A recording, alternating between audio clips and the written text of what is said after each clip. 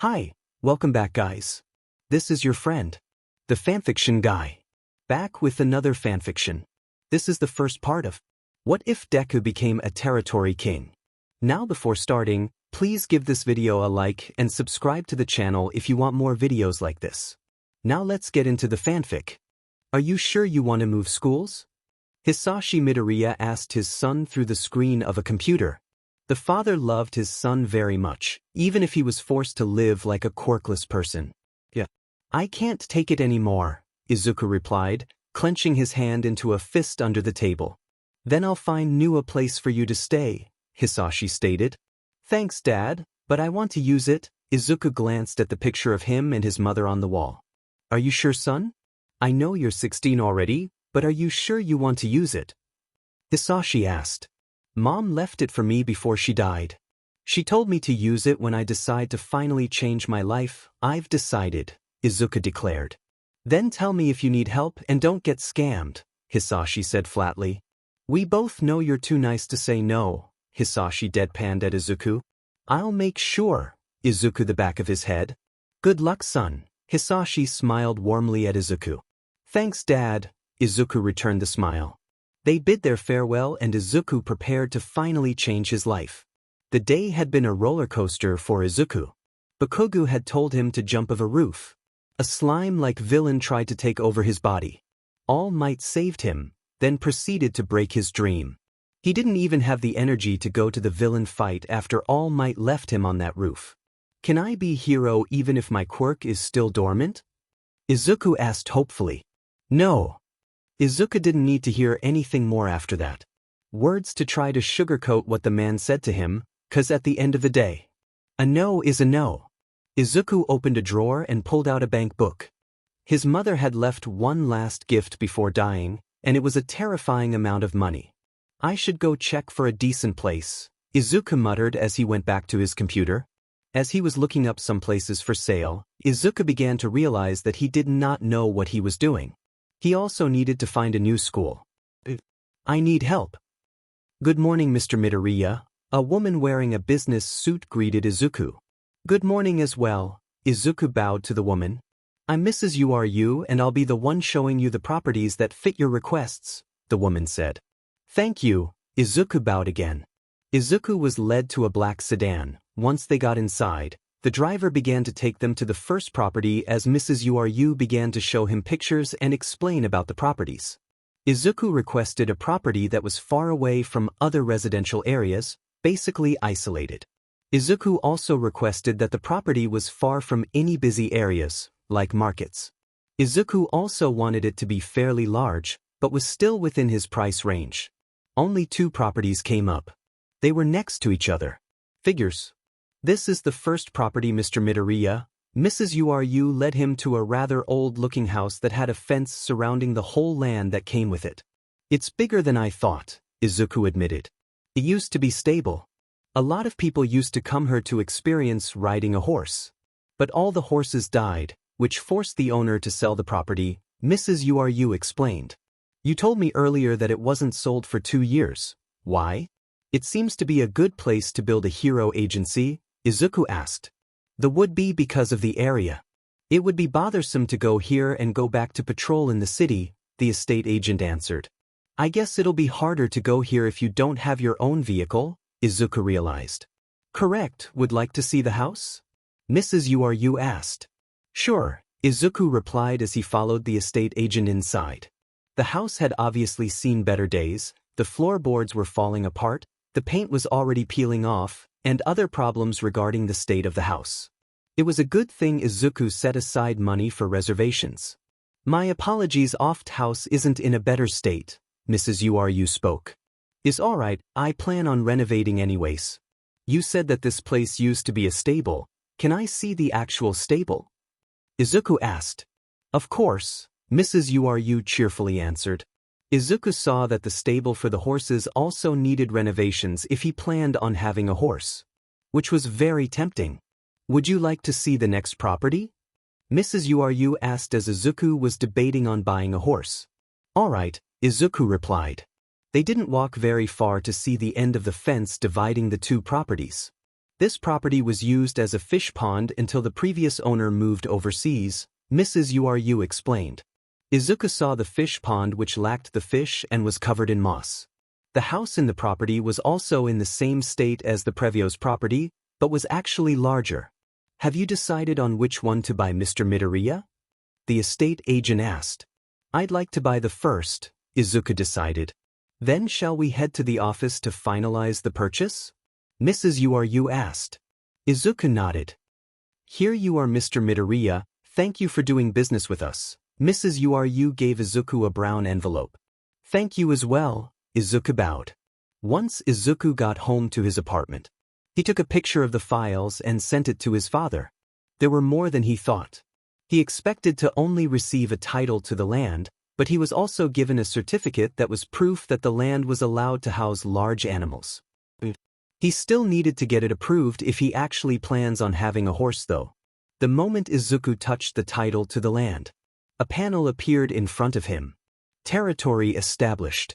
Unlocking functions. Izuku was teleported to an all-too-familiar land. The property he just bought. Welcome to your territory. Izuku stared at the panel in front of him, swiping his hands through it a few times. Is this my quirk? Izuku's voice trembled. His body began shaking. You got to be kidding me. Izuku cried in outrage. I waited 12 years and now you show up. If Izuku had anything he could lift around him, he would have threw it by now, but unfortunately he was a small boy. After a few minutes of angrily stomping on the grass, Izuku sat on the ground panting. Please tell me you're at least useful after taking me all the way here. Izuku glared at the floating panel. I don't even have my phone with me, Izuku grumbled. Choose a task. Build. Beacon. Other options locked. Build. Izuku raised an eyebrow. Build. Other options locked. Screw it, house. Izuku spoke. Please identify house design. Izuku yelped as a green hologram of a box appeared in front of him. Cool. Izuku muttered as the box changed its shape as Izuku pictured a house. He didn't know how, but knowledge about construction and engineering was in his head, like it had always been there since the beginning. Everything he needed to know about making his house was inside his head, and Izuku was putting it to good use. The simple box became a simple 2-story house. Both of the floors were 3 meters high and 2,000 square foot wide. It was still a glowing green hologram, but Izuku looked satisfied with his work. It was probably going to be completely devoid of furniture though. How do I place it? Izuku wondered, then the hologram glowed and he watched in amazement as the house was being brought to reality. Amatsu dash. Izuku fell to the ground as his knees gave out. He could feel all his energy being drained from his body. As the house was being created, Izuku was slowly losing consciousness, until he completely blacked out. First house created. Other functions being unlocked. Inventory unlocked. All possessions have been transferred to the inventory. Izuku stared at the panels floating over him as he lay on the grassy ground, looking up to the starry night. What happened? Izuku groaned as he got up. He looked behind him to see his newly built house. His eyes widened as he remembered what happened to him. My quirk must have used my energy to make the house, Izuku figured out. I'll check the inventory, Izuku muttered. A panel appeared in front of him and showed pretty much everything he owned, even his hero merchandise. At least I don't need to go get my stuff anymore. Izuku looked on the bright side of the situation. He looked at the hero merchandise in his inventory with disgust. Every time he looks at it, he remembers All Might's words. If only I could sell it, Izuku grumbled. Would like to sell this item? Izuku's eyes widened. Yes. Item confirmed. Searching for buyer. Izuku stared at the panel of his quirk. Night Eye was in his office, looking over the files for his new case. The Shy Hasaikai had recently been suspected of producing a drag called Trigger, so they needed to be stopped after enough evidence has been acquired. It had been a busy week for the man and it will probably get even busier. Would like to purchase this item? Night Eye immediately got into a combat stance as a floating projection appeared ahead of him, asking him if he wanted to buy a limited edition Silver Age All Might figurine. What in the world? Buyer has been found. Establishing connection. Connection established. Izuku was not expecting a screen to pop out of nowhere to show Sir Night Eye of all people. He was most definitely not expecting to sell all his almighty merch to the man at that moment, but he did so now he had 5 million yen. Pleasure doing business with you, young man, Night Eye spoke. Thank you too, Izuku bowed as the screen vanished. What the F dash? Izuku opened his eyes to see the white ceiling of his new house. Looking around the room, he saw that it was completely empty aside from his bed. Now that I'm rested, what surprises do you have for me? Izuku asked his quirk. Beacon. Inventory. Beacon. Izuku spoke. Beacon set, none. Set beacon yes no. What even is a beacon? Izuku looked at the panel in confusion. Beacon. Marked areas where the user may teleport to. Available beacons too. That's convenient. Setting beacon. Beacon name, home. Izuku waited if his quirk was going to drain his energy. Thankfully it didn't this time. First beacon established. Quests unlocked. Quest, start building. Build a fence. Reward? Failure to complete the quest in 2 o'clock will result in a penalty. Sheet. Izuku thought that when his quirk told him to build a fence, he could use his quirk. He did not. Izuku was doing everything manually and without any proper tools. Screw this. Izuku threw the wood plank on the ground. Screw the penalty. Give me your best shot. Izuku shouted at the sky. Quest failed. The player has surrendered. Penalty starting. Penalty quest, survive for 2 o'clock. Izuku became confused as the sound of something materializing made him look back. An ankylosaurus was behind Izuku, its fierce eyes locked onto him. He ran. Yayorozu may not be as successful as her older brother, but she was proud of her job. Especially when she manages to land a big deal like today. One of the properties that were deemed unsellable was just sold by her, and that made her beam with pride. You seem to be in a good mood, her brother said as he walked into her office. Well, I just got a 1-month vacation for making an impossible sale, you said proudly. Sure, her brother didn't seem that impressed. I wanted to inform you that we'll be going to Hawaii for Momo's birthday, and wanted you and your husband to come with us, her brother informed. Looks like I'll be using that vacation early, you replied. Aren't ankylosauruses supposed to be vegetarians? Last I remember I'm made of meat.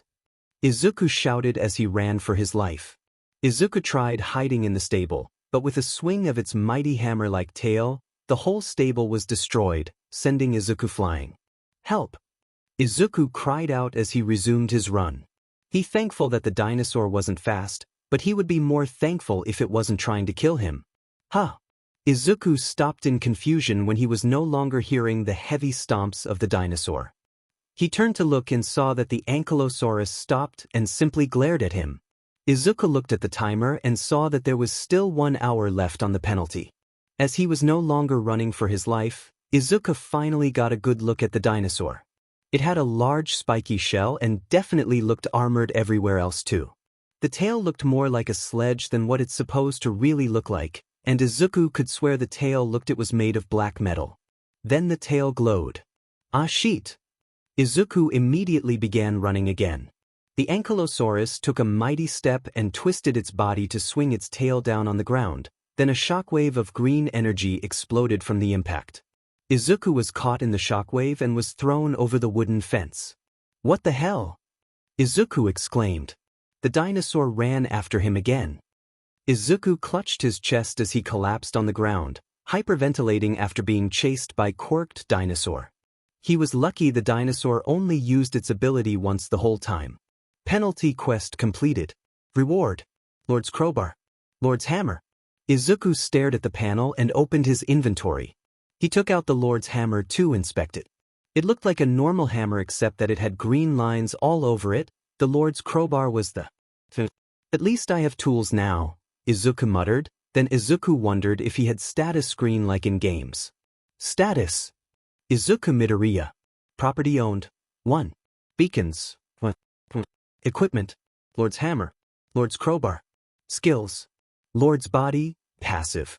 The player's growth is greatly enhanced inside their territory. Lord's domain active.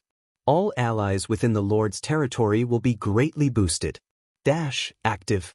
Boost the player's speed. Huh, it really is like a game, but it doesn't show my actual stats. Izuku rubbed his chin in thought. I'm guessing it uses my energy instead of mana like in games, Izuku figured.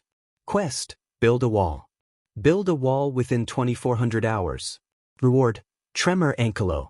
Failure will result in a penalty. You've got to be kidding me! Izuku exclaimed. Katsuki Bakugo entered the classroom and saw that Deku's chair was empty. At first he thought that he was just in the school clinic, but Deku didn't show himself the entire day. The next day, same thing, no Deku in sight. The extras started putting spider lilies on Deku's desk as a joke. The next day, cops arrived. Arresting teachers and the principal. Questioning the students, even taking some of them to the police station, himself included. Katsuki sat in an interrogation room with a man wearing a trench coat in front of him. I'm Detective Tsukachi, your parents have already arrived so we will be starting the interrogation now, the detective said. Whatever, Katsuki grumbled. Do you know someone named Izuku Midoriya? The detective asked. The Fanji Deku, Katsuki said in annoyance. Please answer my question. Yeah, Katsuki replied. Did you know what happened to him? No, what the F happened to Deku? Katsuki asked in annoyance. I can't answer that, the detective replied. Did you know that he was suffering from serious abuse within the school? The detective continued with the questions. Why the F should I care about that useless Deku? Katsuki shouted. Answer the question, the detective demanded with a serious tone. False. Did any of the teachers try to help Midoriya in any way? No, those useless FS, Katsuki answered. Did you use your quirk to torment Midoriya in any way? The detective narrowed his eyes, his gaze saying that he already knew the answer. No. False. The detective's hand clenched, crumpling the files in his hand. My last question. Why did you torment Izuku Midoriya? What the F are you talking about? Katsuki snarled. My quirk is called Lie Detector. I can tell if a person is lying. You lied when I asked you if you knew the abuse and if you used your quirk on Midoriya, the detective revealed. That's bullshit. Katsuki shouted. Answer me, Katsuki Bakugo. Why did you torment Izuku Midoriya? The detective demanded. Because he FNG deserves it. Thinking he can be a hero without FNG quirk, looking down on me for even trying. Katsuki yelled out. I've heard everything I needed to know. The detective stood up and opened the door to see the saddened face of his mother and the disappointed face of his father. Izuku could barely held himself of the ground. The quirk had allowed him to build the wall with his quirk, but the problem was if he had any energy. Using the build function, he designed a 4-meter tall wall and laid it out to cover the whole property. Instead of fainting from exhaustion, the building would pause, leaving the green hologram in its place. I need help, Izuku muttered. Maybe I should try that shop. A panel appeared in front of Izuku. He could see different items, all of which sounded weird to him. Thankfully it had a filter. Izuku searched for anything to help with energy recovery. He found 2 things that could help. Energy Recovery Potion 3x 500,000 yen. Energy Recovery Elixir 2 million. Izuku currently had around 8 million yen from what his mother left him and from selling his All Might merchandise. Buy it. Izuku did not hesitate, he was already planning on using the money for renovations anyway. 4 potions appeared on the ground. 3 of them were in a circular glass bottle, while the other looked more expensive, must be the elixir. He drank one of the potions and felt his energy starting to come back, but was being drained again as the wall continued to build itself again. Manual building unlocked. Izuku raised an eyebrow. Manual building. The user can make the process faster by manually helping in building. Is that it? That's pretty obvious, you know, Izuku sassed his quirk.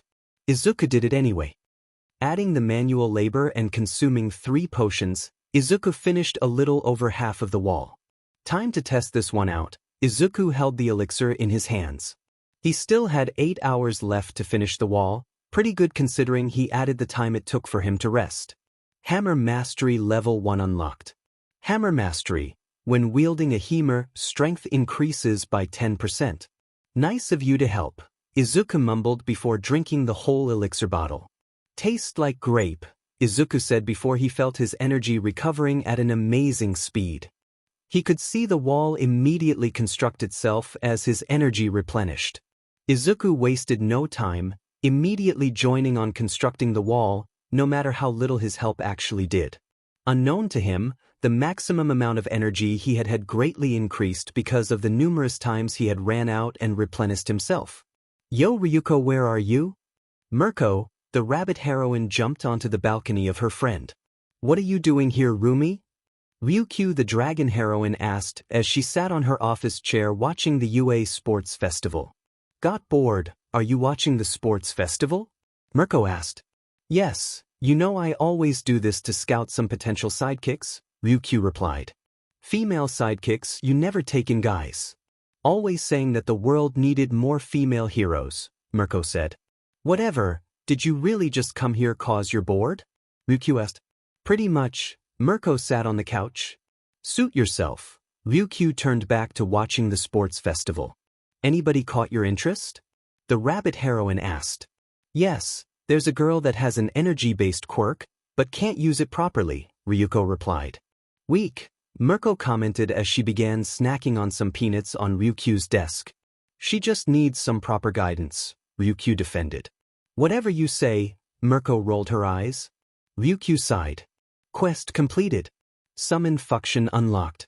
Hammer mastery level up to 2. Finally done. Izuku dropped onto his bed in exhaustion. I never want to do that. Again, Izuku mumbled. I probably never would have made it. My quirk didn't provide the wood for the wall. He pulled out the television from his inventory and remembered that he forgot that he did not have any electricity.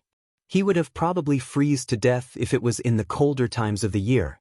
I'll just scroll through the shop for entertainment, Izuku said half-heartedly. A few seconds later. Holy shit!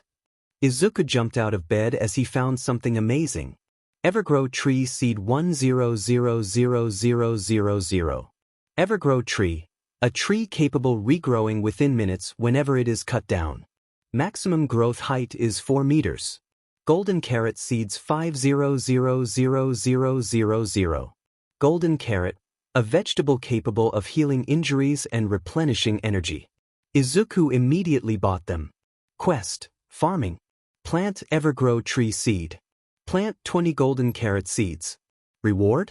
Failure. Izuku did not want to risk failure. Even if it didn't say penalty, Izuku knew his quirk was a sadistic prick that gave out ridiculous punishments. He immediately ran out of his house to plant the seeds. Izuku went to an open area, quite a far distance from his house. He took out the Lord's crowbar and began digging with it, making it into a makeshift shovel. Lord's green thumb has been acquired. Any plant the Lord plants himself will grow 100% of the time. That's what I'm talking about. Izuku cheered as he placed the Evergrow Tree seed into the small 15-inch deep hole he dug. Once he covered it up with dirt, he took out a weigher bottle from his inventory and poured into the ground. But before Izuku could leave, the ground began to shake and a tree popped out from under him. Holy shit! Everything all right, son? Hisashi asked. Izuku hasn't contacted him in a week. I was setting up in my new home and I didn't have any electricity yet. Izuku scratched the back of his head. He was currently in an internet cafe back in the city. I've already informed the landlord from your previous apartment that you moved out, by the way, Hisashi informed. Thanks, I forgot about that, Izuku replied. Have you decided on what school to transfer to? Hisashi asked his son. Rakuzen High School is the closest here in Torisu City, Izuku answered. Aren't they that very competitive school? Hisashi raised an eyebrow.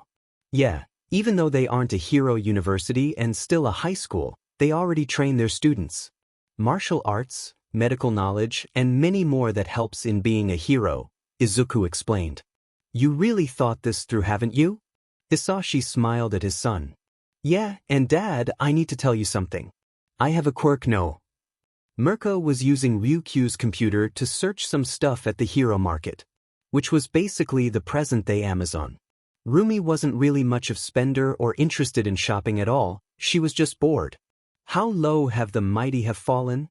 Ryukyu muttered as she watched the rabbit heroine. Suddenly, Mirko burst out laughing. Hey Ryuko, take a look at this. Mirko shouted. Ryukyu looked at the screen. Golden carrots? Seriously? Ryuko stared at her friend. Some nutjob is trying to sell a carrot that can heal injuries and recover energy. Rumi continued to laugh. Maybe he has a farming quirk? Nothing's impossible nowadays, you know, Ryukyu stated. Mirko stopped laughing, then stared at Ryukyu. The dragon heroine could see the gears turning in her friend's head. Mirko immediately pressed buy with Express DLVY. Oi, that's my account. Ryukyu shouted. Yesterday, after talking to his father, Izuku had teleported home. He started strolling through the shop again and he quickly realized that he was running out of money, so he decided to sell some of the golden carrots that he had planted. People will probably think I'm some crazy idiot for selling these, Izuku said as he placed a seed in hole. He had spent hours making a proper farming area for his carrots. He was planning on mass-producing them if possible after all. Quest completed. Establishing rewards. Summon, Earth Fairy acquired. You have made an effort for the future. Establishing bonus rewards. Summon, Nature Fairy acquired. Wow! Izuku immediately went to the summon function. Summons. Tremor Anklo. The Fairy. Nature Fairy. Summon both fairies, Izuku spoke. In a dazzling light show, two small little figures appeared. One of them is a floating rock with small pebbles connected to be fingerless hands. It had no legs or feet and was just floating. The other one looked like a green coconut that had a small plant growing on top of it. It had vines for hands and also lacked legs or feet. They were both definitely cute. Wow, what can you guys do? Izuku asked in excitement. Izuku was never the type to underestimate or look down anyone, always looking at the positive. These may not look as threatening as the dinosaur that tried to kill him, but he knew they would be amazing. The Nature Fairy began glowing and all of the leftover golden carrot seeds left in the seed bag floated out and planted themselves. Then Earth Fairy started to drop glowing dust on the soil and immediately made the carrots grow. Izuku squealed. Present. Buyer has been found. Huh. Izuku looked at the notification. Clicking the panel, it began to show Izuku's hero market account. He saw that someone actually wanted to buy one of his golden carrots. Baby Dragon? That's an odd username, Izuku mumbled. With the help of his quirk, he sent one golden carrot. It was priced at 10,000 yen since Izuku didn't know how much they were worth yet. He only placed one in stock too just to test it. Are you trying to make me a businessman? Izuku asked his quirk. He hasn't received the payment yet, but the package was already delivered and his quirk will receive the money. Convenient. Time to train, Izuku stated as he stood in front of the evergrow tree. I still don't have any electricity, so I'm going to need some firewood, Izuku mumbled. With the Lord's hammer in his right hand and the Lord's crowbar in the left, Izuku began attacking the tree. He only had one goal for this type of training for now. Crowbar mastery has been learned. To level up. A few days passed by, and Izuku grew a lot with his training. Using the build function, Izuku had built an electrical system for his home using solar panels. He had ate nothing but golden carrots non-stop to recover his energy and heal himself. At this point he was sick of them. But it all paid out. Hammer mastery has leveled up to 8. Crowbar mastery has leveled up to 6. The boost was a great help, but it wasn't much since it only amplified what strength and speed Izuku had. So if he wanted to actually get stronger, he needed to train his body. Quest, become stronger. Main quest, physical strength. Carry a small rock for 10 kilometers. Carry a 10 branches for 10 kilometers. Carry a medium-sized rock for 10 kilometers. Carry a tree trunk for 10 kilometers.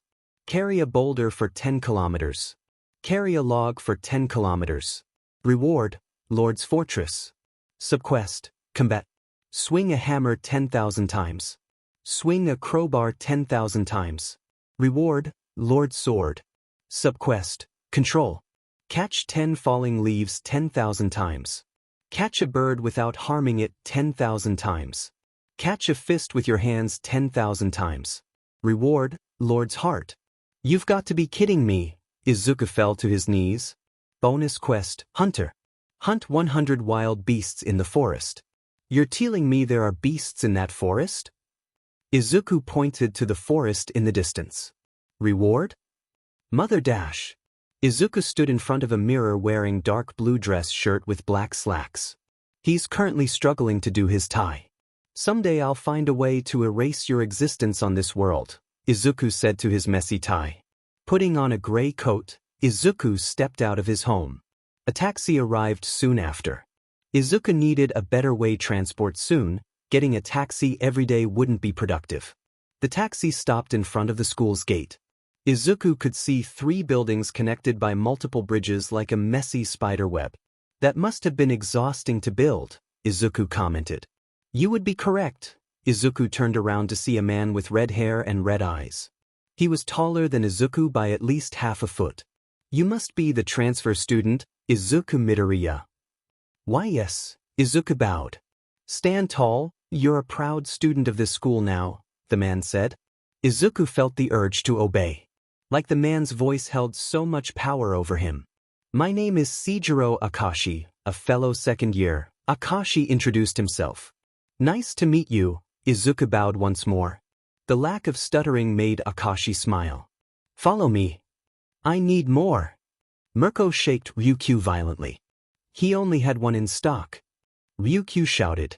Upon purchase, the golden carrot disappeared from the shop, meaning it was sold out.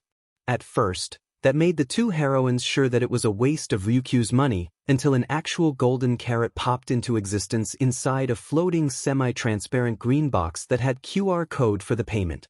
Once they made sure that it wasn't just a carrot that was painted gold, and an actual carrot with golden skin, and apparently golden inside too. Risking it all, Mirko took a bite and immediately squealed.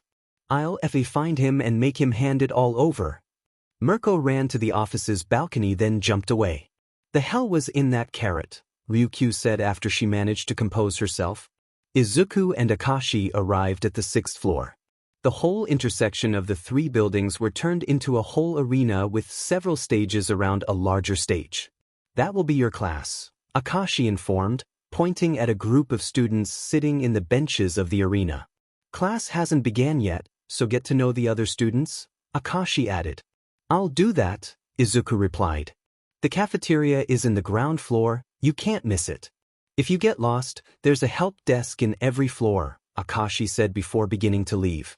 I have high expectations for you, Midoriya. Thank you, Izuku bowed, still feeling odd sensations in his chest, like he was being controlled. Izuku approached the class and his anxiety came back and hit him like a truck. The students turned to him, then immediately turned away after a few seconds. Are you lost? An orange-haired girl in side ponytail approached him. Oh, I am a transfer student, Izuku replied. Oh, then I'm Itsuka Kendo. The girl held out his hand for a handshake. The teacher actually told us there was going to be a transfer student, I just didn't expect it to be in our class. The teacher wouldn't have told us if it wasn't in our class. Kendo, what did you expect? The one next door.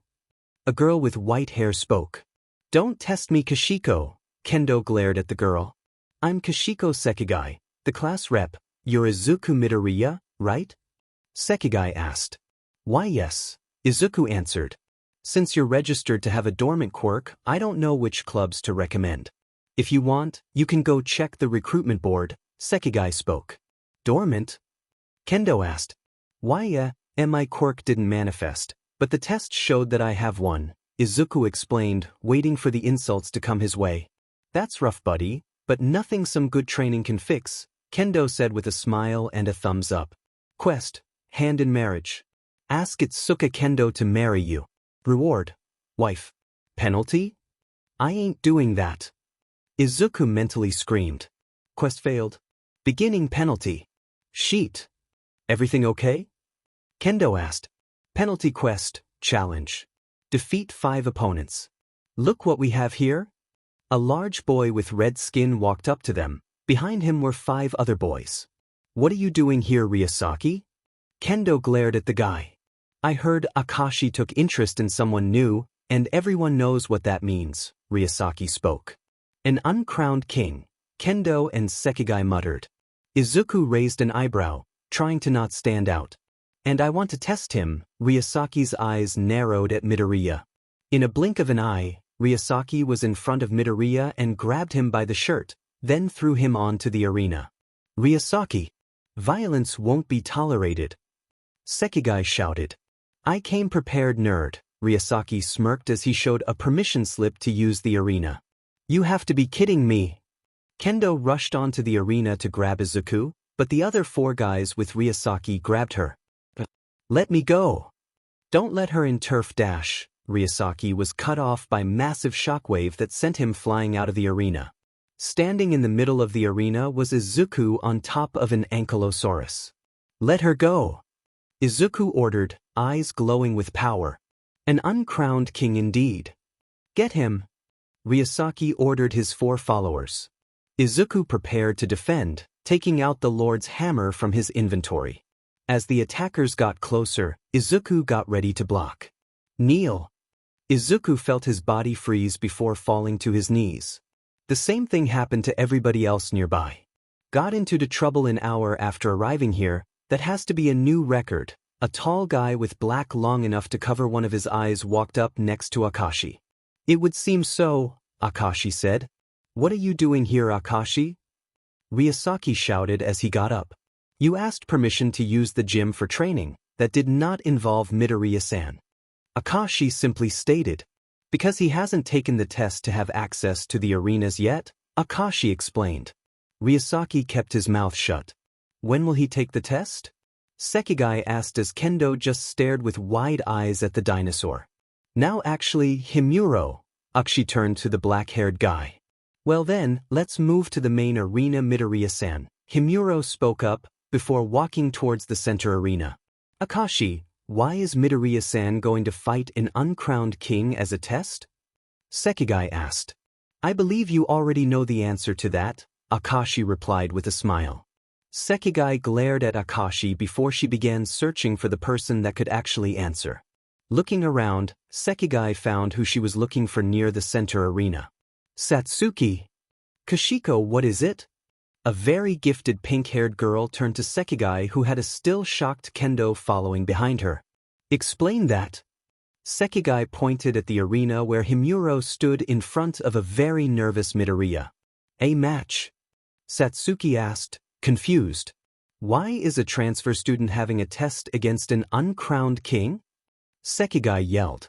Oh, that's because Izuku Midoriya will become an uncrowned king after this test, win or lose, Satsuki explained like it was a normal thing. What? Everyone around them yelled. Using my quirk, I gained information about his stats, and I have to say, they're impressive considering he has a disadvantage, Satsuki explained. What's his ability anyway? Sekigai asked. Something about territory and being a landlord, Satsuki answered. Sekigai looked confused. Kendo was still staring at the dinosaur. And nice to meet you, Izuku bowed. Akashi rolled his eyes. Give it your all, Midoriya-san. Izuku felt the sensation of his nervousness disappearing again. Hearing Akashi's voice had that strange ability. Like a quirk. Shall we begin? Himuro asked. In response, Izuku called out the Lord's hammer and crowbar. Yes. Begin.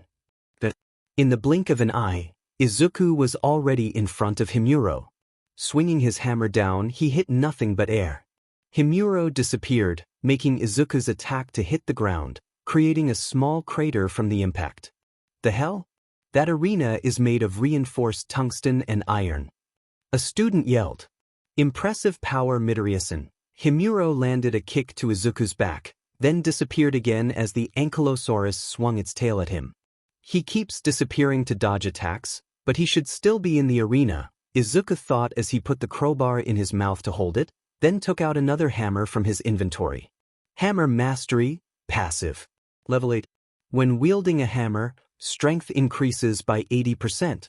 Strength increased by 160%. Himuro looked confused at the situation until Izuku slammed both hammers on the arena, creating a powerful shockwave. Lord's Impact has been learned. Lord's Impact, a powerful blunt attack. The Lord's power is increased by 200% when used. Himuro had to jump upward with all his strength just to avoid enough not get blown out of the arena. That was strong, a student commented. I doubt he can do it again, another student spoke. Izuku did it again. And again. And again. Stop. Izuku froze mid-swing from hearing Akashi's voice. Himuro was seen laying outside the arena. You sure that kid's not All Might's secret love child? Himuro asked before fainting. Dude. Kendo ran up the arena and began shaking Izuku. You said your quirk was dormant. I unlocked it last month. Izuku replied. That's so cool. Kendo exclaimed, giving him a wide smile. Izuku blushed. Quest, hand in marriage? No. Quest failed. Penalty is being established. Me, Izuku muttered. Whoa, take it easy there, Tiger. We just met, maybe go on a date first? Kendo said. Quest completed. Reward and penalty is being established. Reward and penalty, Lord's Trial. Reward and penalty quest, Lord's Trial. Obtain a noble steed. Obtain a new territory. Obtain a new structure. Obtain a 5 citizens. Reward? What just happened? Izuku asked in a daze. Don't ask me, Kendo raised her hands in surrender. You're a weird one, Midoriya. I don't mind that, Kendo stated. As romantic as this is, I need to speak with Midoriya-san. Akashi suddenly spoke, making Izuku and Kendo blush. In a flash of light, Izuku and Akashi were teleported into an office. What was that? Izuku asked as he tried to regain his balance. Sorry about that, my quirk does that, a large man spoke with an American accent. I'm Victor Stone, nice to meet you, the man spoke. The man had dark skin and a very large build. He had a shaved head and wore a bandana, also dressed in the school's uniform. Izuku Midoriya. Before Izuku geek out about the man's quirk, Akashi gave him a case. What's this? Izuku asked. A benefit of becoming an uncrowned king, Akashi answered. What is that anyways? Izuku wondered. An uncrowned king is a title given to students here that proven their worth after overcoming hardship, Akashi explained. Then how did you know that I overcome any hardship? Izuku looked confused.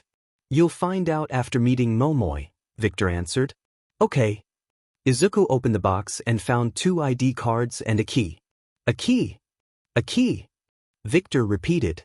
Uncrowned kings are given gifts based on their abilities, Akashi informed. What do you mean dash? Izuku was cut off by his quirk. You have obtained a new property. There is an empty room on the 7th floor with your name on it, Akashi revealed. Isn't a private room given to all uncrowned kings? Victor asked. Midoriya-san, take the key out, Akashi said. Izuku did as he was asked and pulled the key out. Apparently it was connected to a key holder that had 2 more keys. Have fun, Midoriya-san. Next chapter, Uncrowned Kings chapter text. Izuku exited the elevator to the 7th floor. The rooms Akashi gave him were all in the 7th floor and were next to each other.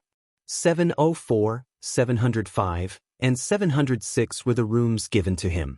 As he began searching, he found 6 golden tablets hung in the hallway. Found it, Izuku saw a door with his name on it. Opening the door, he found that it was completely empty. Nothing but the white wall and lights. Going to the other room, Izuku saw that this one had workbenches. The last room was also empty, but this one was mostly a balcony. How exactly do I use these rooms though? Izuku asked himself as he went out to the balcony. He had a clear view of the arenas from his position. He took out a chair from his inventory and took a sit, checking over his active quests. Quest, become stronger. Main quest, physical. Carry a small rock for 10 kilometers. Carry a 10 branches for 10 kilometers. Carry a medium-sized rock for 10 kilometers. Carry a tree trunk for 10 kilometers. Carry a boulder for 10 kilometers. Carry a log for 10 kilometers. Reward, Lord's Fortress. Subquest, combat. Swing a hammer 10,000 times. Swing a crowbar 10,000 times. Reward, Lord's Sword. Subquest, control. Catch 10 falling leaves 10,000 times. Catch a bird without harming it 10,000 times. Catch a fist with your hands 10,000 times. Reward, Lord's Heart. Reward and penalty quest, Lord's Trial. Obtain a noble steed. Obtain a new territory, completed. Obtain a new structure. Obtain a 5 citizens. Reward? Looking over it all, Izuku felt exhausted already. Izuku noticed something from his most recent quest. Structure? Izuku raised an eyebrow. Does it want me to build something?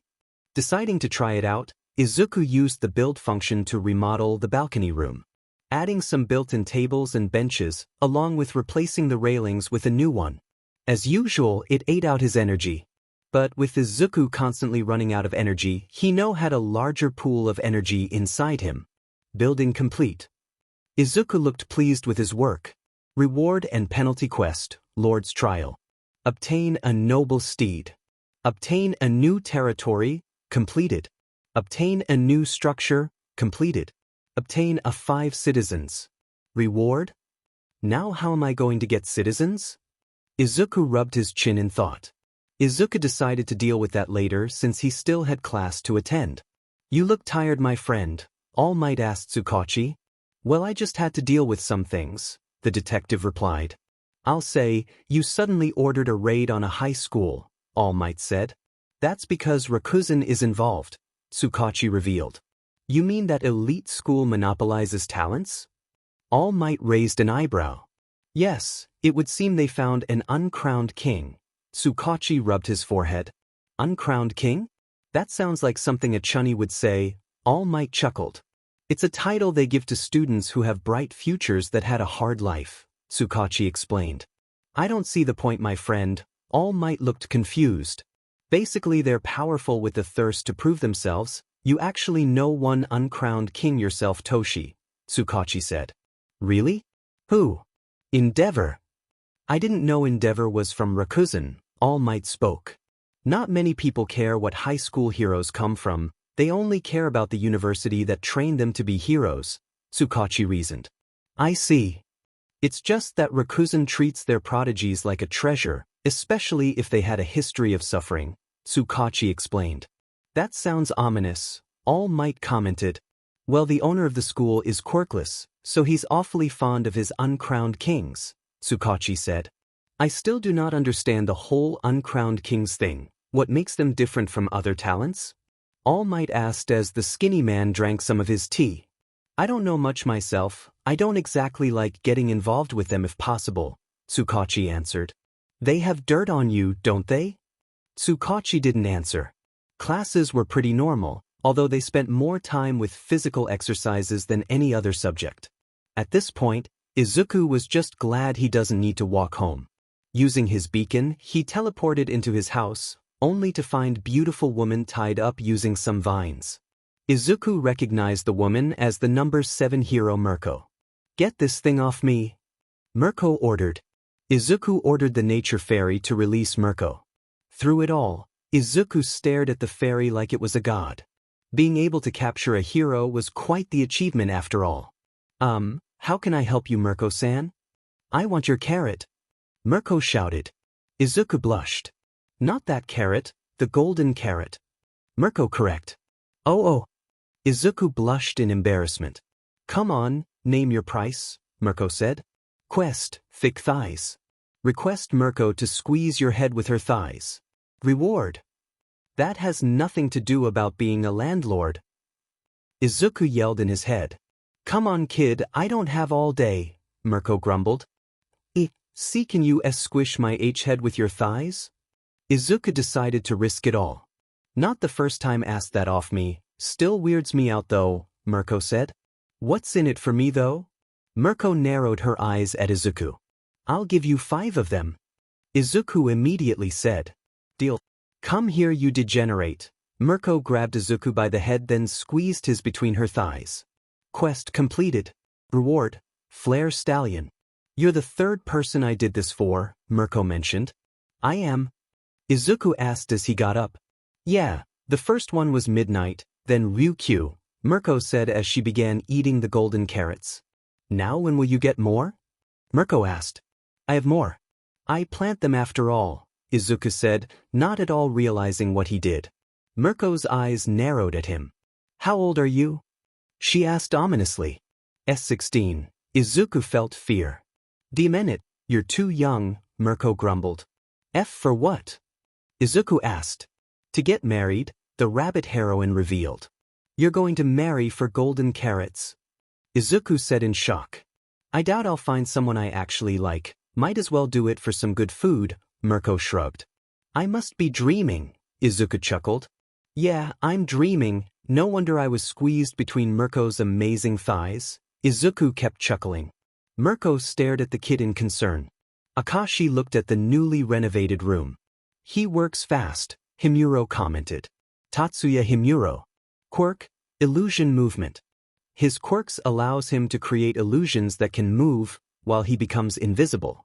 He is able to create up to 8 illusions. Overuse of his quirk could lead to a painful headache. It's his quirk after all, Momoi spoke. Satsuki Momoi. Quirk, data bank. She can obtain any public information available. If she strains her quirk, she is able to know information done in a public area even if there were no witnesses. She faints if she overuses her quirk. And we will help him discover his potential, Akashi added. Seijiroka's quirk, Emperor. He is able to give an absolute order to anyone with a weaker will than him. A person can resist if their will is strong enough. Giving an order strains his body, which resulted in his body adapting to it, giving him enhanced physical abilities. Next chapter, Tenon chapter text. Everything all right, kid? Mirko asked as she munched on a golden carrot. I'm fine, thank you for your concern, Izuku replied as used his quirk to build an apartment. Well, it's listed as an apartment on his quirk, but with Izuku's design, looked more like a luxury condominium. The energy needed to build it would be nightmare for Izuku too. You know, kid, I've been watching you work for hours and you don't look a single bit tired, Mirko commented. Thank you. Izuku looked confused. You got a stamina quirk or something? Mirko asked. No, I just got a lot of stamina since my quirk frequently drains on it, Izuku answered. Mirko just stared at Izuku, making him uncomfortable. Yup, definitely living here, she grinned. Can I ask why you want to live here? Izuku asked, no trace of the always nervous teenager. Might as well get used to it, I'm snatching you up when you turn 18 after all, Mirko bluntly revealed. Won't people accuse you of grooming? Izuku asked, fearing for his life. I don't really care about that, why? You don't want me? Mirko smirked as she grabbed Izuku by the head and squashed him between her thighs. The only reply that was heard from Izuku was some muffled words. Even if you refuse, I can just stuck you, Mirko commented as he released Izuku. Izuku panted as he regained the freedom to breathe. My life flashed before my eyes, Izuku muttered as he kept getting weaker from his energy being drained by his quirk. Don't worry, kid, I don't mind if you have more than one wife. Polygamy has been legal ever since some quirks that have SXL needs popped up, the rabbit heroine said as she watched the condominium build itself. I'm definitely dreaming, Izuku muttered as he stared at the ground. The next day, Izuku stood in front of Akashi, who was next to a man with a book for a head. Izuku couldn't help but stare in wonder. This is Professor Ayanokoji, Akashi spoke. Nice to meet you, Professor, Izuku bowed. It's nice to meet you too, young Midoriya. No, I shall explain why you're here, the professor replied. Yes, sir, Izuku stood straight. Being an uncrowned king has many benefits, one of your caliber even more so, the professor started. The only thing we can do to help your physical training is to give you the resources, but knowledge is a different story, the professor spoke, making Izuku wonder where his voice even comes from. What do you mean, sir? Izuku asked. We'll be using the professor's quirk on you, Akashi informed. My quirk allows me to transfer information of any book I have touched to any person, but it is mentally taxing on the person, the professor explained. We plan on using it on you so you have more time to train and not worry about classes, Akashi added. But only if you can handle it. Izuku's face showed a very determined expression. I can do it, Izuku exclaimed. His confidence is because of your quirk, isn't it? The professor whispered to Akashi. Akashi just smiled. The professor grabbed Izuku's face. 1 month later. Mind telling where you've been the past month? Ryukyu asked her friend. But, missed me? Mirko asked. The rabbit heroine was currently dressed in some casual clothes. A white sweater and blue jeans. You suddenly stopped coming here to sleep and no other agency reported that you stayed it there, so it's concerning, Ryukyu said. I just found a place to live, Rumi shrugged. A place you actually want to live in? Really? Ryukyu looked shocked. What's that supposed to mean? Mirko raised an eyebrow. Do you know how whiny you are about where you stay? You don't even like staying in a 5-star hotel room. Ryukyu shouted. Not my fault I have good standards, Mirko huffed. Good is an understatement. I want to see this place, Ryukyu stated. Why? Rumi raised an eyebrow. If it gets you to actually live there, then I want to see just how good the place is, Ryuko replied. Mirko felt nervous for some reason. Izuku had a dazed expression as he followed behind Itsuka. You good? Itsuka asked in concern. Yeah, just getting used to a whole year's worth of knowledge jammed in my head, Izuku replied. Alright, for a second there I thought you were staring at my butt, Itsuka said as she unconsciously covered her behind. No, I didn't mean to. Izuku panicked. Don't worry, we already cleared it up, Itsuka said. Both of them were outside of the school and were heading to the mall. It was actually the first time Izuku would be going on a date, and it was because of his quirk. So do you go around asking people to F you? Itsuka asked with a teasing smirk. And no, that wasn't what I meant back then, Izuku replied. You definitely surprised me though, not many guys actually liked a boyish girl like me, Itsuka said. Then it's their lost, Izuku said. Look at you being smooth, Itsuka punched his shoulder playfully. Quest hand in marriage. Could you stop that? Izuku mentally screamed. Mission failed. Penalty quest. Survive. Izuku's eyes widened. A building suddenly exploded. It was the Ryukyu agency. Get down. Izuku pulled Itsuka towards him as he summoned his earth fairy to create a dome of earth to protect them. What's happening? Itsuka asked as the screams of the people filled the area. Heroes were busy evacuating people as Ryukyu was facing what looked like a giant snake. Izuku could see a white blur as well, which was most likely Mirko. Get the hell out of here. A hero rudely yelled at them. Itsuka began to pull Izuku to get to safety. I need to help, Izuku spoke.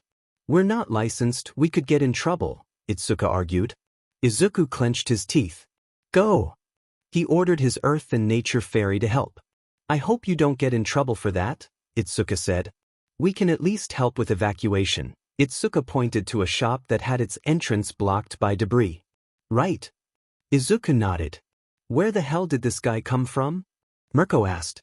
Ryukyu roared in her dragon form as she slammed her tail on the giant snake. The snake had lime green scaled body. It was probably 50 to 60 feet long. Instead of an actual snake head though, it had a bird-life head with an exposed brain. Let's just take care of it as soon as possible, Ryukyu growled. As both heroines began to charge, the snake's scales began to glow and unleashed a bombardment of scale bullets everywhere. Ryukyu's agency building was basically being demolished at this point. Ryukyu got in front Mirko to shield her from the bombardment, but neither of them expected what came next. The snake began to change color to black as it suddenly began to crash down through each floor. What the hell is it trying to do?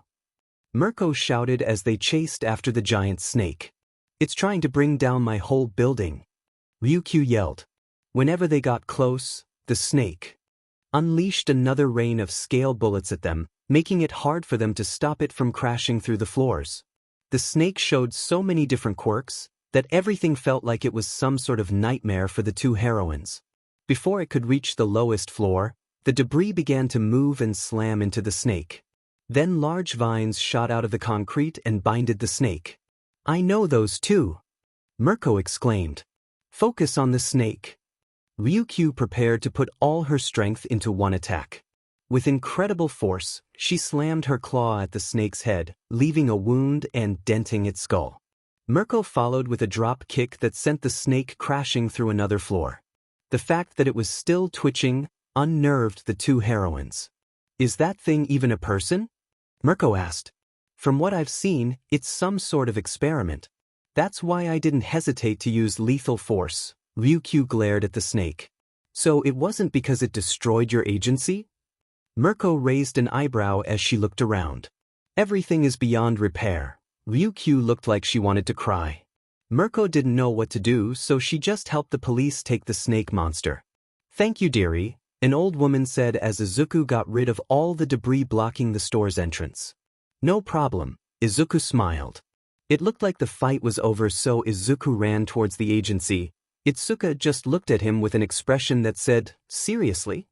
Next chapter. The mark chapter text.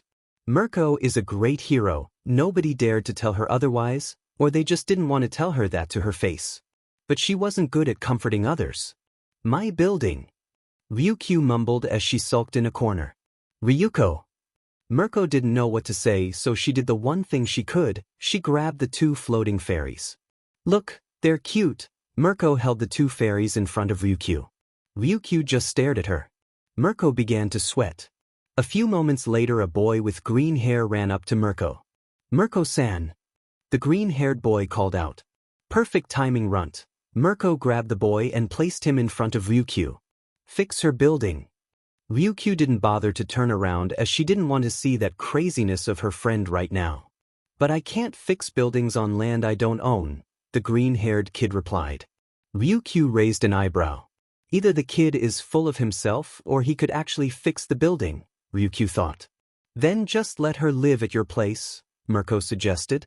Rumi, that's a little much, Ryukyu spoke up. It'll be fine, the place is like heaven, Mirko said proudly. I highly doubt that, Ryukyu replied. Ryukyu ignored the strange feeling of her chest heating up. I'm moi sorry moi for moi doubting moi you, Ryukyu kissed Izuku in the cheek as she spoke. She was currently on the softest bed she ever laid on while using Izuku as a body pillow. This is rich coming from me, but I don't think you should be doing that to a 16-year-old, Mirko spoke. I'm almost 17, Izuku mumbled. Of course you are moi, Ryukyu kissed him on the forehead. I'm not one to brag, but I had that kid between my thighs, Mirko said smugly. Not one to brag my butt, Ryukyu and Izuku thought as they stared at Mirko. How much did it cost to make this place? Ryukyu asked. 2 days' worth of energy, Izuku replied. Ryukyu looked at him with a confused expression. The kid's quirk uses energy to build stuff, Mirko explained. The furniture? Ryukyu asked, digging deeper into the bed. It comes with the building, but if I make a house, it doesn't come with furniture, Izuku answered. Ryukyu stared intensely at Izuku. Izuku noticed that Ryukyu's eyes were slits from her dragon form, making him a little bit uneasy. Then Ryukyu liked her lips, resulting in Izuku immediately trying to run, only for the heroine to hold him in a tight embrace. You know there's a law about quirks that have mating instincts, Ryukyu rubbed her cheeks against Izuku's. But he's mine, Mirko shouted. Ryukyu looked smugged. Don't you dare. Mirko glared. Ryukyu liked Izuku's cheeks. Mirko made a noise that would put a banshee to shame. Headmaster, are you sure about this? Akashi asked. Yes, the boy has a quirk that helps him grow. I say we help it, an old man with gray hair said as he looked at Izuku's file. But to give him this much preferential treatment might have negative effects, Akashi reasoned.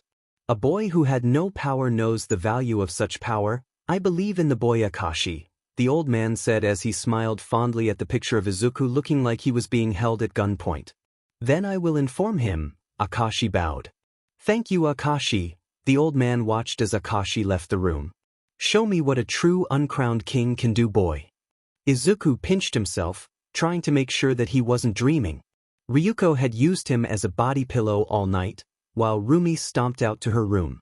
Both of them weren't paying rent, but Izuku didn't tell them that he was receiving other benefits from their presence. He looked at his quirk as he went outside onto the field. Reward and penalty quest, Lord's Trial. Obtain a noble steed, completed. Obtain a new territory, completed. Obtain a new structure, completed. Obtain a 5 citizens, 2. Reward? Now Izuku only needed 3 more. Ruukyukyu. Someone exclaimed as a blue comet slammed into Ryuko. Nijire. Ryuko yelled in surprise. The agency was destroyed. Nijire said in horror. I know, how did you find this place? Ryuko asked. We brought her along, boss. A red-haired woman wearing a kunoichi outfit spoke. Kushina came. Hero name, kunoichi. Quirk, ghost chain. Her quirk allows her to summon spectral chains made out of her energy. The more energy she uses, the stronger the chains. You know we can't stop her. A brown-haired woman with a toned muscular body similar to Mirko followed. Rinobor. Hero name, Plexus. Quirk, detect. Her quirk allows her to identify anything that will be harmful to her by sending a nerve signal from which body part it is closest to her brain. So what now, boss? Kushina asked. I don't know what to say. It will be alling time before we can rebuild the agency, Ryukyu said. That's a shame, by the way. I didn't know there was a hotel here. Rin pointed at the very luxurious-looking hotel. That's because it wasn't here a month ago, Mirko said as she arrived on a flaming horse. Is that horse on fire? Nijire exclaimed. Endeavor would kill to have that, Kushina stated. I can make you a temporary agency here if you want, Izuku spoke up and all the ladies turned to him. You do that for me, Ryuko blushed. Kushina, Rin, and Nijire stared at Ryukyu in shock. Boss, did you mark a kid? Kushina asked. Marked. Izuku looked at them in confusion. Oh my god, Rin mumbled. Nijire was vibrating, making everyone concerned. Izuku ran for his life. Lord's trial completed. Reward, zone capture. Zone capture allows the Lord to turn an area into his territory temporarily.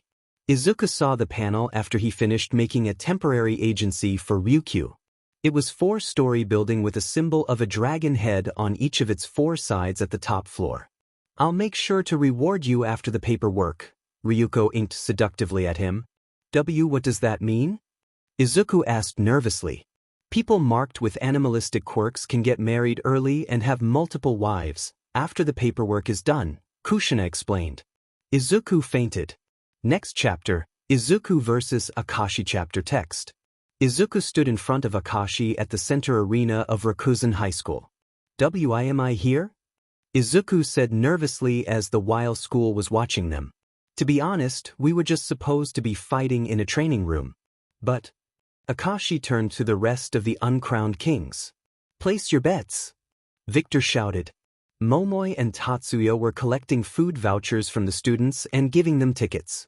You can bet with food vouchers? Izuku looked at the situation in confusion. It's only illegal if money is involved, Akashi stated. Aren't you the student council president? Izuku asked, wondering why Akashi was allowing this. Yes, I am, Akashi said just as the match began. Now, kneel. Akashi's left eye turned gold as Izuku fell to one knee, then Akashi was leaning down low, aiming a diagonal cross to Izuku's face. Izuku gritted his teeth as the attack sent him flying and crashing into an invisible wall. In a moment, Akashi was already above him, an axe kick aimed at his chest. Izuku crossed his arms to block, but futile, make way. Izuku undid his guard and the kick slammed down on his chest. Fight back, Midoriya. Izuku heard Kendo scream from the stands. Unyielding tenacity has been activated. I can do this all day. Izuku stood up, calling out his gear. Disarm, Akashi ordered. You're on your own. Izuku's gear vanished, leaving him with only his bare hands. Some effing quirk you are. Izuku exclaimed as Akashi charged at him again. Freeze. Izuku felt his body get paralyzed as Akashi unleashed a flurry blows at him. Izuku just stood there and took all the attacks. Then a back kick sent him crashing to the barrier once again. The crowd cheering for Akashi to finish him off. This is the part where you say that this isn't fair, Akashi said as he walked towards Izuku. It was never fair since the beginning, Izuku muttered as he was barely getting up. The dash, Akashi was cut off by a hammer barely missing his head. It was never fair. Izuku roared as far deeper voice came out of his mouth. Instead of the Lord's hammer, a rectangular metal hammer was seen. The head resembled a large sludge hammer, but the handle was only the same length as a regular hammer. With a hum, Akashi watched as the hammer stopped midair and returned to Izuku's hand. What is that? Akashi's eyes widened as lightning striked, blocked by the barrier.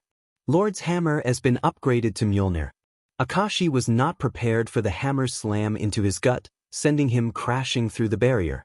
The crowd was silent as Izuku just stood in the arena before falling to his knees and losing consciousness. Well, that was something, Satsuki said as she counted the food vouchers she had. You knew this was going to happen, didn't you? Victor pointed an accusatory finger at Satsuki. Now why would you say that? Satsuki said innocently as she left the room. You'll get your revenge next time. Tatsuya patted Victor on the back. Both of them lost all their food vouchers. Izuku woke up to find that he was in the school infirmary. Good to see that you're all right, a woman with periwinkle hair spoke. Izuku tried to speak, but no sound came out. Just rest. My name is Psycho Intelli, 3rd year. Psycho began to pour some tea. I'm one of the 6 uncrowned kings, with the last one recently graduating, you're now the 6th. Izuku just stared at how elegant she drank tea. If you want a kiss you can just ask, Psycho teased. Tried to say something again, but he only failed began to cover his blushing face. Momoi was right, you are fun to tease, Psycho smiled, then her expression turned serious. Well, I was simply tasked to inform you something since Akashi is currently unconscious, Psycho stated. You no longer need to attend classes, and will strictly focus on training, Psycho revealed. Izuku looked in shocked, wanting to ask questions. Goodbye, Psycho smiled before Izuku's vision darkened once again. What's he doing? Nijire whispered to Ryukyu. I don't know either, Ryuko replied as they watched Izuku carry a bunch of sticks and ran around the field. Are we supposed to be watching a training montage? Kushina asked. Isn't there supposed to be some soundtrack playing then? Nijire asked. We're not in some shounen manga, Nijire, Ryukyu stated. Rin barged into the room, carrying a speaker on her shoulder playing workout music. We don't take no for an answer, boss. Rin exclaimed. Ryukyu just sighed. Izuku held a letter in his hands. Dear Mr. Midoriya, as the principal of Rakuzen High, I grant you permission to focus on your training provided to you by your own quirk. Any lessons needed will be transferred to you via a professor's quirk. Izuku read through the letter in disbelief. The fact that he woke up in his own home didn't bother him at all anymore. He just stared at the panel in front of him that refused to disappear now. Quest, become stronger. Main quest, physical strength. Carry a small rock for 10 kilometers. Carry 10 branches for 10 kilometers. Carry a medium-sized rock for 10 kilometers. Carry a tree trunk for 10 kilometers. Carry a boulder for 10 kilometers. Carry a log for 10 kilometers. Reward, Lord's Fortress. Subquest, combat. Swing a hammer 10,000 times. Swing a crowbar 10,000 times. Reward, Lord's Sword. Subquest, control. Catch 10 falling leaves 10,000 times. Catch a bird without harming it 10,000 times. Catch a fist with your hands 10,000 times. Reward, Lord's Heart. Izuku as he ran around the field with sticks tied to his back, while swinging a crowbar and a hammer around. Despite everything he did, the quest didn't budge. Am I doing something wrong? Izuku muttered. In the distance, Izuku saw his ankylosaurus, swinging its tail with perfect precision to cut through a tree. At that moment, Izuku found out what was missing. The quest wouldn't accept the action unless it was done perfectly. Taking a stance and performing a swing that resembled someone cutting down a tree with an axe, Izuku beamed with pride. Quest, become stronger. Main quest, physical strength. Carry a small rock for 10 kilometers. Carry a 10 branches for 10 kilometers. Carry a medium-sized rock for 10 kilometers. Carry a tree trunk for 10 kilometers. Carry a boulder for 10 kilometers. Carry a log for 10 kilometers. Reward, Lord's Fortress. Subquest, combat. Swing a hammer 10,000 times. Swing a crowbar 10,000 times. Reward, Lord's Sword. Subquest, control. Catch 10 falling leaves 10,000 times. Catch a bird without harming it 10,000 times. Catch a fist with your hands 10,000 times. Reward, Lord's Heart. Let's do this, Izuku exclaimed. Next chapter, The Lord chapter text. Izuku stood in front of the entrance of the school that served as her high school. The prestigious school that helped her be ready to take her next step to be a hero. But something was missing. Everything all right, Izuku? Sekigai asked. Yeah, it's just that the years passed by so fast. Izuku looked at her high school diploma.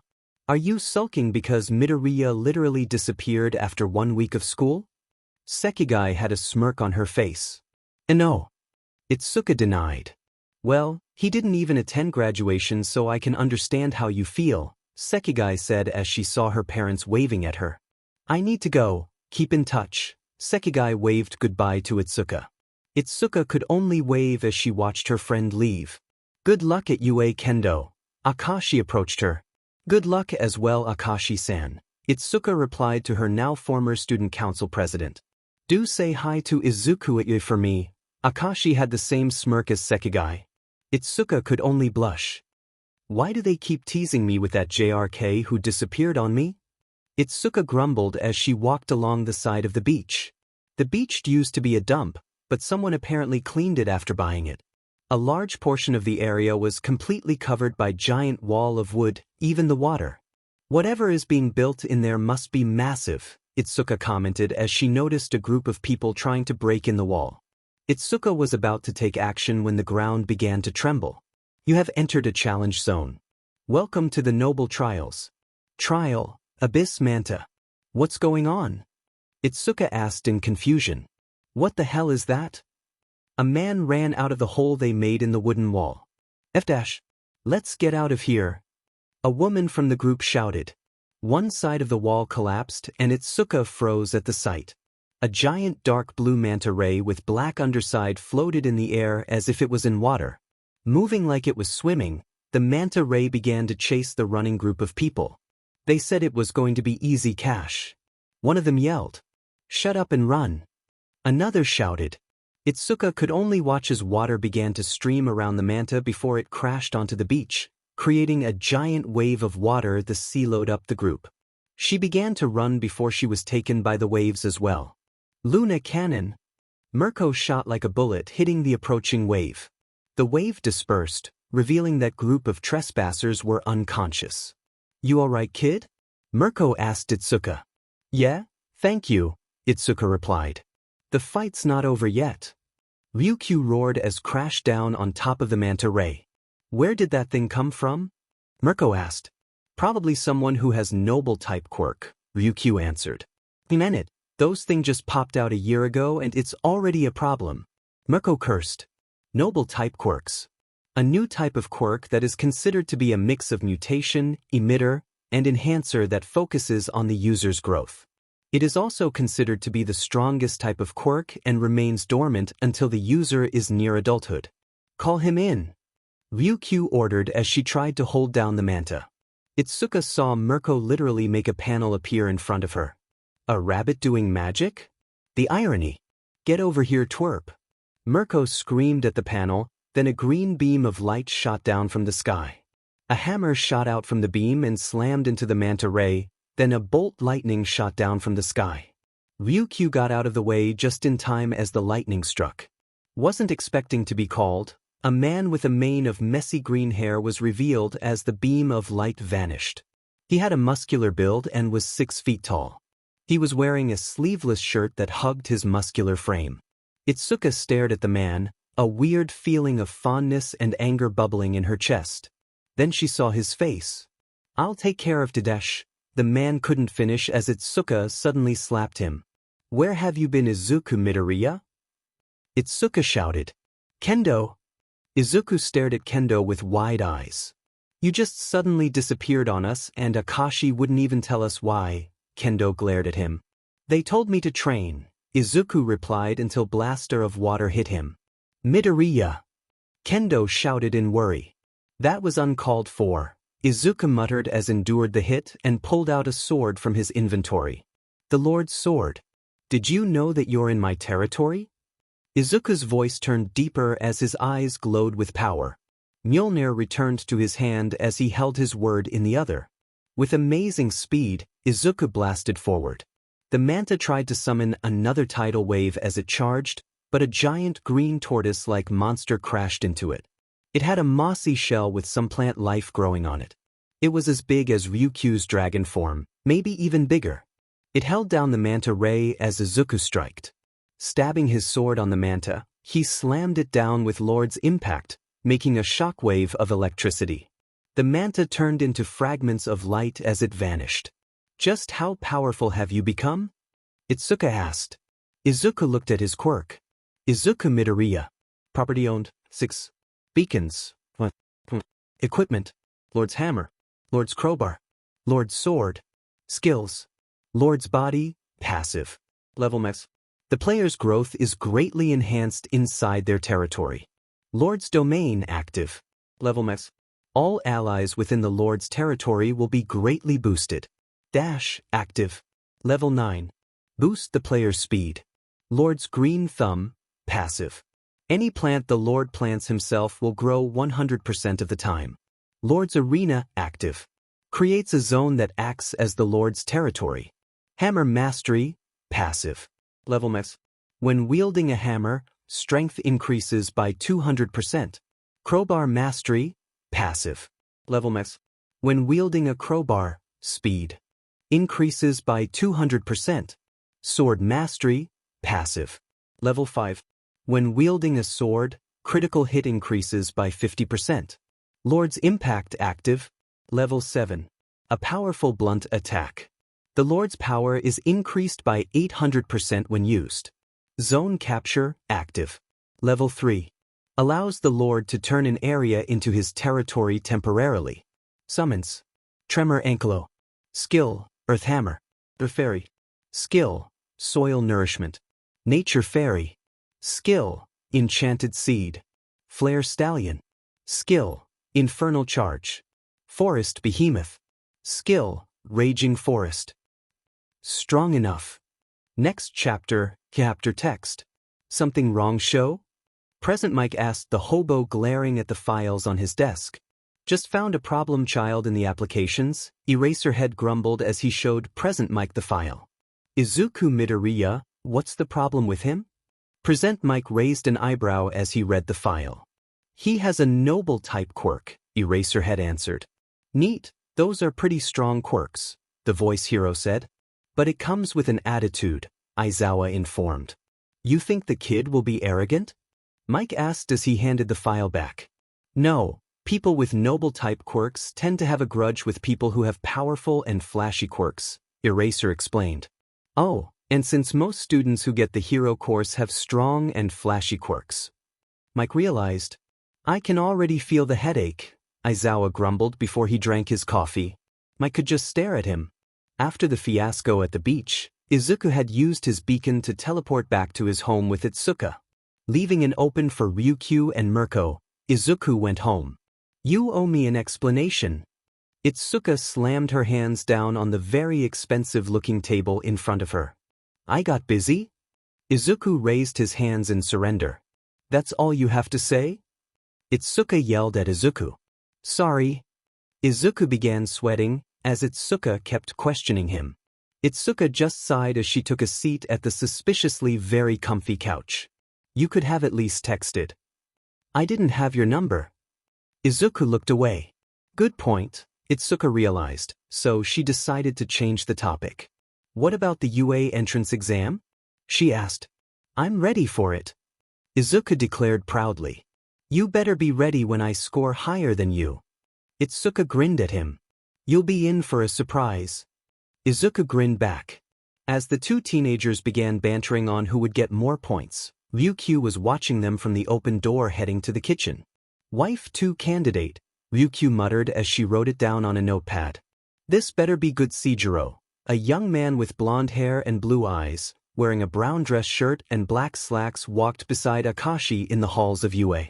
I assure you, it would be good. Ryuta, Akashi said as they arrived in a room filled with screens showing the whole practical testing area. Welcome, Mr. Akashi, Mr. Kais, Nizu greeted them. It has been a while, Principal Nizu, Akashi spoke. I'm assuming a student caught your interest? Nizu asked. More like an old friend, Akashi smiled. Kais looked at him in shock. Knowing Akashi's personality, He knew very well that Akashi never calls anyone a friend. You'd be lucky enough to get called a colleague. And who is this old friend? Nizu asked with eyes filled with interest. At that moment, a blond man that was very skinny entered the viewing room. Are you all right, sir? Akashi asked. Yeah, you look like you need a feast, Kai's added. I'm fine, young men, thank you for your concern, the skeletal man replied.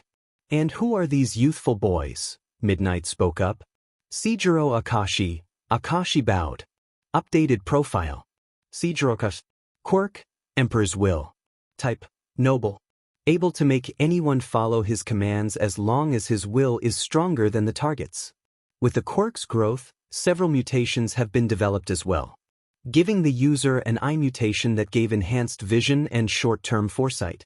Constant strain on the body also forced a mutation that increased the body's physical abilities. Ryuta Kai's, the younger blonde bowed as well.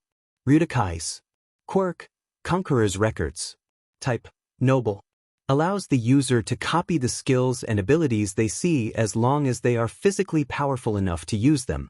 A stockpile of energy is used to replicate any ability or body part required to perform the copied ability. Both of you passed the recommendation exams, right? The skeletal man asked. That's correct, sir, Kai's replied. We just came to see how our future classmates will perform, Akashi informed. Well, it's about to begin, Nizu announced. And you with the green mane of hair, you have been very distracting throughout the whole briefing. If you are not taking this exam seriously, then you should leave. Izuku stared at the blue-haired guy who dared to call him out just because he was existing, not at all because he was muttering about the practical exam. Now listener, we don't condone such actions at UA. You don't have any right to tell another applicant to leave because of your personal opinion. Present Mike scolded the blue-haired guy, making him apologize before taking his seat. Izuku just brushed it off as another Bakugu in his life, and focused on his plan. It was only a few moments later that they were taken to the testing zone by a bus. Izuku stood in front of a giant gate. He noticed one of the applicants looked nervous and wanted to try to help her calm down, only for a hand on his shoulder to stop him. She is Tri-Dash. The blue-haired teen was cut off as he felt pressure trying to choke him. Hands off, Izuku stated as his eyes glowed with power. The blue-haired teen jumped back. Go! Present Mick's voice boomed through the speakers. Izuku blasted towards the testing zone, cracking the ground where stood.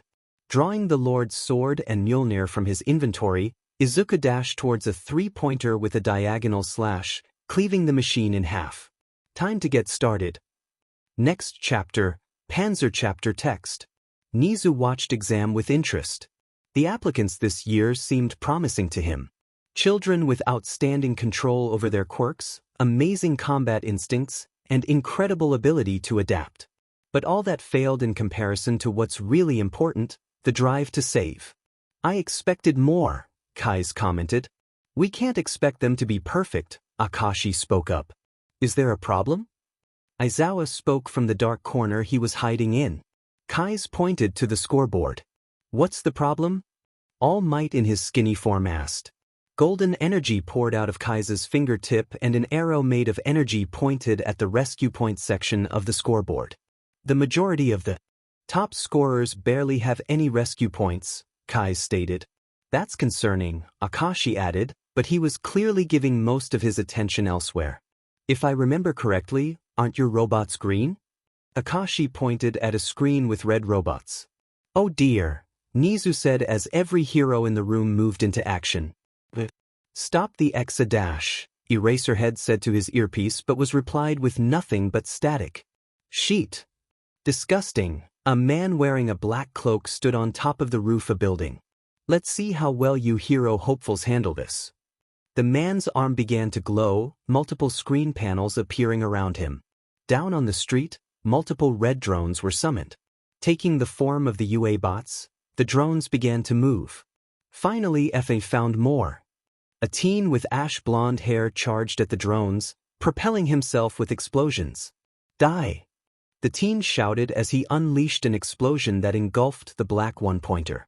Take that UE scrap meta dash.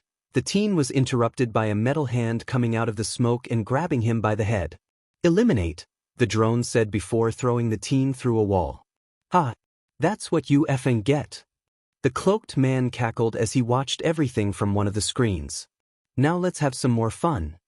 Izuku stood on top of several destroyed robots, not even slightly out of breath. Something feels odd, Izuku muttered as he noticed a red two-pointer come out of an alley. He was quite a distance away from the other participants to avoid stealing any points, so he didn't know much of what was happening. The red two-pointer charged at Izuku with speed that made the first bots he faced look like a snail in comparison. The tail shot forward but stopped inches away from Izuku's left eye. That was really aimed to kill. Izuku's eyes glowed as he crushed the drone's tail in his hand, then a bolt of lightning came down from the sky. More robots came out of the alley. Emergency quest. War. Task save? Takedown? Reward? Haven't seen one of these in ages. Itsuka barely dodged the cannonball that was fired at her by a red three-pointer. She could see several of the other applicants getting trapped under a net, then getting dragged away by a red one-pointer drone. What the hell is going on? Itsuka shouted as a two-pointer slammed its tail on a dude made out of metal and sending him crashing through a whole building. Get down! A pink woman with horns pushed her down as another cannonball was fired at her.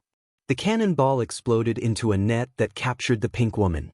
Don't worry, I'll get you free. Itsuka enlarged her hand to get the net off of the girl, but a metal fist drove into her side. Eliminate, a red one-pointer drone stated. Yo! The drone was hit by a sonic blast of sound that immediately destroyed it. Present mic! Itsuka and the pink woman exclaimed. Get to the entrance, listeners, Mike said as he ran towards the ether applicants that needed help. Itsuka got the net off of the pink girl. Let's go! Right. The heroes were intercepted by the red drones the moment they reached the testing areas, stopping them from entering the fake city. Where are these things coming from? Snipe asked as he shot down another drone. I don't know, but we need to take care of them fast, Midnight said as she used her whip to fight a red one-pointer. Where's All Might? Vlad King asked. His question was answered by the symbol of peace crashing to the ground near them, with ground shaking right after. A massive shadow loomed over all of them as a red zero-pointer was summoned. How many of those things do we have? Midnight asked.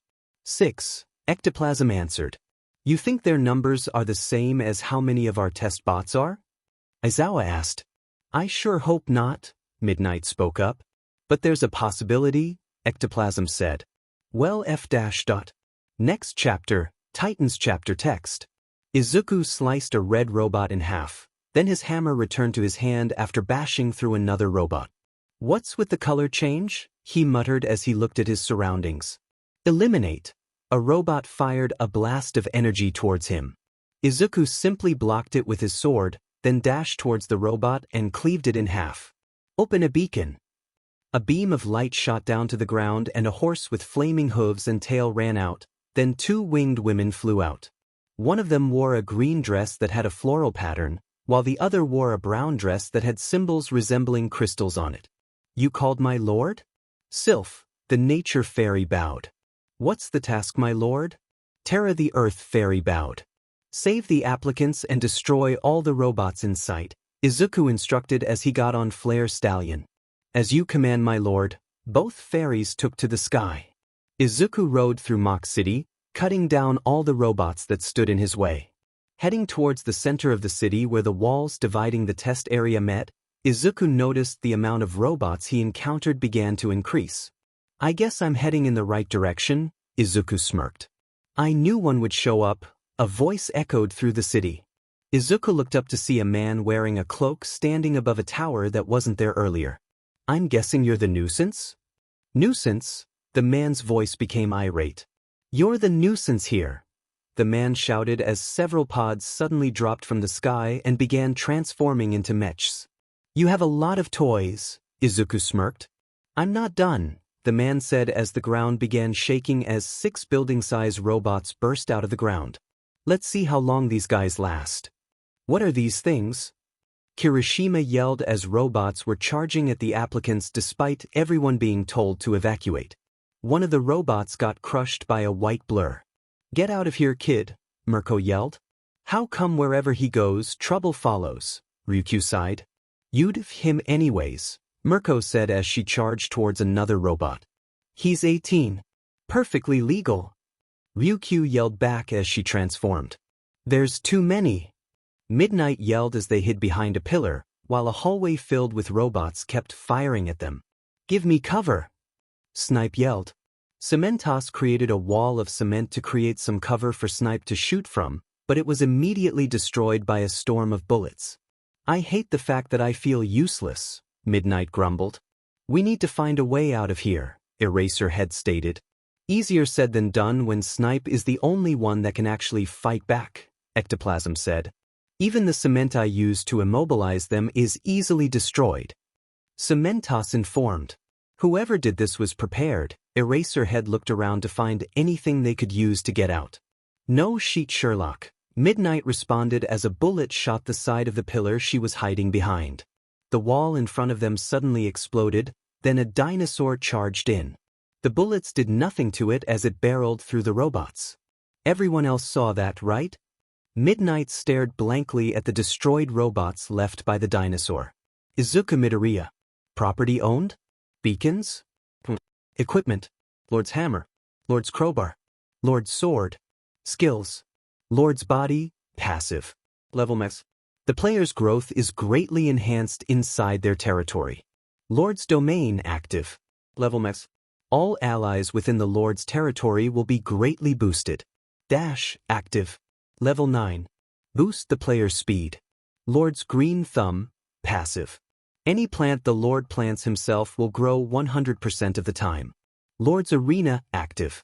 Creates a zone that acts as the Lord's territory. Hammer mastery, passive. Level max. When wielding a hammer, strength increases by 200%. Crowbar mastery, passive. Level max. When wielding a crowbar, speed increases by 200%. Sword mastery, passive. Level 5. When wielding a sword, critical hit increases by 50%. Lord's impact active. Level 7. A powerful blunt attack. The Lord's power is increased by 800% when used. Zone capture active. Level 3. Allows the Lord to turn an area into his territory temporarily. Summons. Tremor Ankylo. Skill, Earth Hammer. Turtha Fairy. Skill, Soil Nourishment. Sylph, Nature Fairy. Skill, Enchanted Seed. Flare Stallion. Skill, Infernal Charge. Forest Behemoth. Skill, Raging Forest. Next chapter, Territory War Chapter Text. Ochako did her best to run away from the robots that have gone rogue and were now trying to kill them. Terminate. One of the larger robots began firing missiles at them, but before it could reach them, a wall of stone blocked its attacks. Everyone was surprised to see a beautiful woman with butterfly wings flying in the air, her chocolate brown hair flowing with the wind. Her brown dress made her smooth skin stand out even more as she danced in the sky. With a wave of her hand, spikes shot out from the ground and impaled the rogue robots. Please evacuate to safety. Her angelic voice echoed through the area. What's your hero name? Ochako heard one of the applicants shout. A giant robot started approaching them, towering over all of them. My name is Terra. Terra opened her arms, then clapped. Two giant hands made out of earth came out of ground, crushed the giant robot like a fly. Managing to get out of the building, the UA teachers began to assist with the evacuation while dealing with enemies. With them being outnumbered 100 to 1, things were not looking good at all. Any luck with requesting backup? Aizawa asked through his earpiece. I managed to send Sneak and SOS through, but most of the signal outside is still being blocked, Power Loader informed. What about Nizu? Snipe asked. Nizu used the tunnels to call for help from outside, Power Loader replied. 13 is on her way from the USJ. To add to their current problems, several mechs arrived at their location. What is that thing?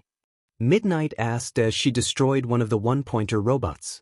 Probably one of the main army. Aizawa glared at the robot as he used his capture weapon to send another robot crashing towards it, only for the mech to shrug it off. Smash! All Might shot towards the mech, destroying Teacher Mech with a punch. Where the F have you been? Midnight yelled at All Might. We had to deal with quite the number of robots on the way as well. Akashi ran up to them with his uniform torn apart in several places. Quite the attack, Kai's added, his body covered in oil. We need to focus on evacuating the students, Aizawa spoke up. Understood, Akashi and Kai's ran towards the testing zones, but stopped in their tracks as a shadow loomed over them. Is that? Kai's stared at the massive plant that kept growing, then started bending towards them, almost as if it was making a bridge. The giant beanstalk crashed into the ground near them. They could see that the vines were still moving as if it was alive. The heroes were about to attack it, but stopped when students began coming out of it. The F-. Kai's stared at the teenagers that ran out of the beanstalk. That was freakiest thing I ever experienced, one of the students yelled as he ran out. All the students from Area A to C have been evacuated, a woman with green hair and butterfly wings informed them as she flew in the sky above them. Who are you? Aizawa asked. I am Sylph, the woman answered before flying away. This day just gets weirder and weirder. The area is cleared, Terra informed Izuku when she arrived. That's all I needed to hear, Izuku said as he smashed one of the mech's head. Behemoth! Another beam of light shot down from the sky, then a massive beast charged out and tackled a zero-pointer. You think you can defeat my army? The man yelled as he summoned more robots. Who the hell even are you? Izuku raised an eyebrow. I am Armada. The man took off his robe to reveal a military uniform. Name, Suga Kogiki. Alias, Armada. Quirk, General. Type, Noble. Allows the user to summon and create mechanized creations as long as they have enough materials to create it. They are also able to replicate any mechanized creation within a 100-meter radius. Well, I wonder how long you can last, Armada. Izuku smiled as his summons gathered as well. Leave it to us, my lord, Sylph stated as Forest Behemoth activated its ability and summoned a forest. With the added plant life to the area, Sylph gained even more power. Take care of the minions. Izuku began charging towards Armada, taking down any bot that tried to stop him. For my lord. Sylph used the vines and trees to take down robots to clear a path for Izuku. Name Sylph. Race, Nature Fairy Adult. A fairy that was blessed with the power to control nature. They can accelerate the growth of plant life and improve their condition. Depending on how well they are raised, a nature fairy's connection to nature may grow. For his glory, Terra created a fissure on the ground that swallowed up the robots that tried to get close to Izuku. Name Terra. Race, Earth Fairy Adult. A fairy that was blessed with the power to control Earth. They can shape the Earth to anything they wish. They summon earthquakes or cause landslides when angered. Depending on how they are raised, an Earth Fairy can either be a great disaster or a blessing. Izuku grinned as he kept charging. Flare Stallion began to faster now that there weren't anything in its way. Armada looked irritated as he called upon robots that resembled spiders, only to be shot down by spears made out of rocks. You be a sturdy. Armada roared as he continued to summon robots to only be destroyed by Izuku's summons. You're using robots designed to be taken down by students, Izuku said as he jumped off his horse. You were doomed to fail from the start. Grabbing Armada by the neck, Izuku threw him at a wall. And unfortunately for you, Armada could even react as a sword went through his chest. Izuku stared at him with glowing red eyes. I show no mercy. This is the culprit? Tsukachi asked as he approached the scene. He nodded at Eraserhead who was standing at the side as he approached Nizu. Yes, Nizu answered. We don't know who exactly finished him off, but it was most likely one of the applicants, Nizu stated. Stabbed through the chest and a bruise on the neck. Tsukachi read the file an officer gave to him. Most likely someone with super strength and has proficiency with weapons. We already have some suspicions who they could be, Nizu informed. I'll look into that later, Tsukachi responded. Does this guy have any motive for attacking? He has no connection to the school at all, not even a failed attempt at the entrance exam, Nizu answered. So, he's one of those guys, Eraserhead commented. Tsukachi sighed. He knew Eraserhead was referring to the type of people who had a vendetta against Hero Society. They hated the concept of heroes and most likely attacked UA since it's considered to be the best hero school in Japan. How bad was it? Tsukachi asked. No casualties, but 57 students were injured, Nizu informed. Thankfully, no serious injuries. The reports said that one of the applicants stepped in. Tsukachi glanced at the giant beanstalk stretching over the wall. Aizawa let out an annoyed sigh. A student named Izuku Midoriya intervened and helped with evacuation. Getting the feeling that he had heard the name before, Tsukachi made a mental note to look it up. We'll check what we have on him, then get some statements with the involved parties. As Detective Tsukachi was leaving, he couldn't shake the feeling that everything wasn't over yet. Izuku rubbed his forehead in annoyance. Because of how large his property was, the tax he needed to pay wasn't cheap. Adding the other properties he owned around Japan, the amount he needed to pay could buy a whole building. Hard being rich? Ryuko walked into the room dressed in her hero costume. I'm thinking of making my own country at this point, Izuku answered. Done with hero work? Ryuko took a seat on his lap. Yeah, it's been really quiet after all, Ryuko stated. My sidekicks could easily handle the petty thugs that think they could cause trouble in my city, Ryuko laughed. The door suddenly slammed open.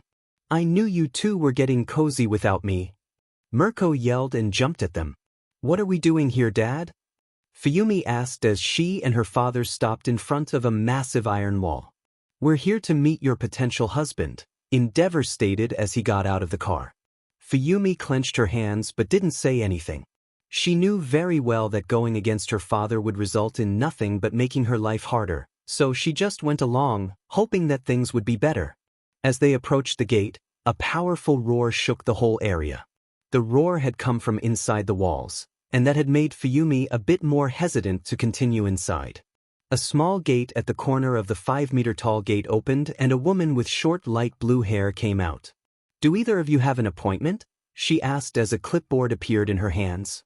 I do, Endeavor answered. The woman stared at the hero for a moment. Name? She pulled out a pen from the pocket of her business suit. A tick mark appeared on Endeavor's face. Enji Todoroki. Here you are, please follow me. She gestured for them to come in as she pushed open the smaller gate. Fuyumi wondered if the woman really didn't know who her father was or was brave enough to act like that towards him. But once they were inside, they were greeted by a magical sight of cute little creatures working on the farm. Watch out! A periwinkle-haired woman yelled out as she was heading straight for them on a bull-like creature. Endeavor was about to act, but the blue-haired woman was faster. With a wave of her hand, tendrils made from water snagged the bull and the woman on it in seconds. They were smoothly placed on the side, where a familiar-looking blonde woman wearing a red dress began scolding the periwinkle-haired girl. I apologize for the interruption, let us continue. The blue-haired woman turned back to Fuyumi and Endeavor. Who are you? Endeavor asked with narrowed eyes. My name is Aqua, she simply replied as she began leading them to a giant facility. What caught their eyes was a majestic horse with a red mane and a flaming tail, along with flickers of flames on its legs. Fuyumi could tell how much her father was interested by how intense his stare was at the horse. It's nice to finally meet you, Endeavor. A man came out of the facility. He stood around the same height as her father and was almost as muscular. Aqua led them inside a lounge inside the facility and served them some tea and snacks. My name is Izuku Midoriya, may I ask why you requested a meeting with me? The man spoke as Aqua poured them some tea. Fuyumi had to admit that if this was the man she had to marry, it wouldn't be much of a problem. But even though he seemed like a good guy, Fuyumi still wanted to at least get to know him better. I came to talk about marriage. Her father went straight to the point. Midoriya glanced at Fuyumi. I'm afraid to say that I'm already engaged, he answered. Multiple wives shouldn't be a problem, Endeavor replied. May I ask why me? You're in possession of a powerful noble-type quirk, Endeavor answered. Fuyumi could see Midoriya narrow his eyes at Endeavor. What does she think? Midoriya turned to Fuyumi waiting for an answer. Wanting her opinion, that alone pretty much wins her favor. I'm not opposed to it, Fuyumi said. Then allow me to discudash. Midoriya was interrupted by the room's door slamming open. Hell yeah! Mirko shouted. We need all the help we can get with this big guy. The blonde woman from earlier that Fuyumi now recognizes as Ryukyu followed behind Mirko. I'm the fiancé here, she sighed with an exhausted expression. Fuyumi honestly felt like life here would be better. Race, water spirit. Title, Guardian of the Sea. A water spirit with the authority to call upon the power of the sea wherever she is. With the power to turn even a puddle of water into a devastating force, there's no foe that this spirit can drown. Vitality, magic is. It's been a while, Seijiro said as he lowered the car window to greet Satsuki and Himuro. Just a few weeks, Satsuki said as she got in the car. Where are we going? Himuro asked. To Green Meadow, Seijiro answered. We'll have to pick up Ryota and Victor on the way though. That place is a restricted area, right? Himuro looked at Akashi in confusion, while Satsuki began vibrating in excitement. I can't wait!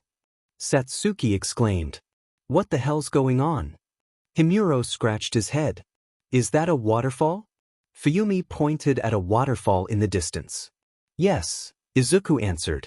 Why is it pink? Fuyumi couldn't help but question everything she was seeing. It was as if she was in an entirely different world. She easily accepted that there were little floating workers on the farm that could have easily been explained as a quirk, but this wasn't. You think that's weird? Wait till you see the floating island, Mirko said before jumping away. Floating island?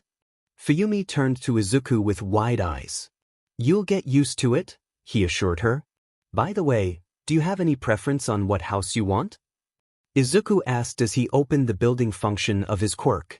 Don't you mean room? Fuyumi hesitantly asked. Izuku and Ryuko laughed. No. After several hours of destroying Fuyumi's sense of reality, Izuku had created her a traditional Japanese house. He might have gone a little overboard, but he chose to ignore it when she mentioned that it was 3 times bigger than her original home. It was around 360 feet long and 160 feet wide, then 2 stories tall.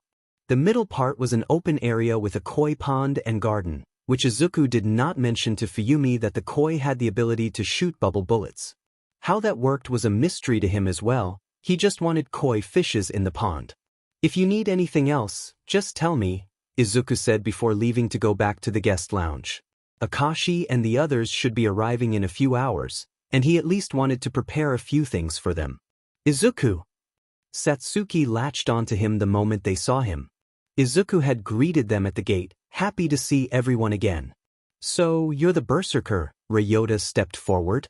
Nice to meet you, Ryota-san. Izuku rubbed the back of his head, embarrassed about hearing the nickname they used to call him.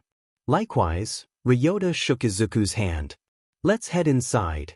Izuku gestured to them to follow him. Upon entering, everyone was amazed by the magical sight around them. I was prepared to see some unusual stuff, but I didn't expect you to have an army of stuffed animals, Victor commented as he saw the fairies doing farm work. How many are there? Akashi asked. Around 30 for each type, Izuku answered as they reached the lounge. Any preferred drink of choice? Anything is good, Akashi answered with the others agreeing with him. Oh, do you have anything magical? Satsuki asked excitedly. Coming right up, Izuku said before heading towards the kitchen. I don't know what's weirder, her asking that or him having it, Himuro mumbled. After a few minutes, Izuku came back with what they assumed to be a yellow-colored juice. Taking a sip, they immediately had the urge to chug the whole thing within seconds. What is this? Ryota asked. Carrot juice, Izuku answered simply. I'm no genius, but isn't carrot juice orange? Ryota hesitantly said, starting to doubt whether that was true anymore. Carrot juice is yellow. Victor mumbled, already given up on reality. After a while to get over the carrot juice and asked for more of said juice. The group began chatting and trying to catch up. I'm going to Island in a few weeks since I have something to present in their expo this year, Victor revealed to them. Congratulations, what are you presenting? Izuku asked. That's a surprise, Victor grinned. What about you, Akashi? Izuku turned to the redhead. I was originally going to attend UA, but after what happened, I'm having second thoughts, Akashi answered. The school being attacked you even before you attend is a pretty huge red flag, Ryota shrugged. I'm going to live here, Satsuki declared proudly. Did you just decide that by yourself? Himuro raised an eyebrow. He has no choice, Satsuki said in finality. What about you, Himuro? Izuku chose to ignore Satsuki and asked Himuro. I'm going to be Shiketsu, Himuro replied. Even though UA is said to be the best? Which school got attacked during their entrance exam? Touché. Fuyumi never believed in happy endings. With the life she has been through, happy endings were just things in fairy tales. Laying on her new bed that was abnormally soft and threatened to swallow her whole, Fuyumi wondered if she might have given up too early. Comparing Izuku Midoriya to the men in her life, he was definitely on the top of the sadly short list. Are you okay? Ryukyu asked as she stood in front of her open door. Yes, just trying to get used to. Well, everything, Fuyumi answered. Ryukyu suddenly had a very faraway look. That's going to take a while. Why did you call us here, Nizu? Aizawa asked as he sat down. Currently, all the UA heroes were gathered in a room for a meeting. I called you all here to discuss a rather problematic thing that I found out, Nizu stated as the projector flared to life and showed several images. As you all know, 2 years ago, the noble quirks began to appear. Along with a never-ending headache, Aizawa grumbled. From all the data I gathered, I managed to put all the noble-type quirks registered into 3 categories: defenders, attackers, and producers, Nizu explained. A prime example of a producer is Izuku Midoriya. An image of Izuku appeared on the screen. An example of an attacker would be Armada, the man that attacked us recently. What's the difference between them? Midnight asked. It's the abilities of their quirks. All noble-type quirks could summon creatures one way or another. Depending on the category, the summoned creature would have different abilities. Nizu showed an image of 2 beautiful women with fairy wings. The producer category has summoned creatures that have ability that has a relation with nature or the environment, Nizu explained before showing an image of the destroyed robots from the entrance exam. Attackers have more military-related creatures. So, it's basically a war game, Aizawa figured out. Correct, but there's also unique abilities granted to the person itself, Nizu added. Armada had the ability to create firearms at will. You said you found out something problematic? Ectoplasm said. Yes, images of destroyed places and random creatures were shown. A total of over 7,000 noble-type quirks have been registered, Nizu revealed. My goodness, All Might gasped as he saw the destruction. Over 6,000 noble-type quirk owners have died in the past 2 years, Nizu informed, shocking the heroes once more. Is someone hunting them down? Present Mike asked. No, either their quirk is the cause, they fought each other, Nizu answered. Why would they fight each other? All Might wondered out loud.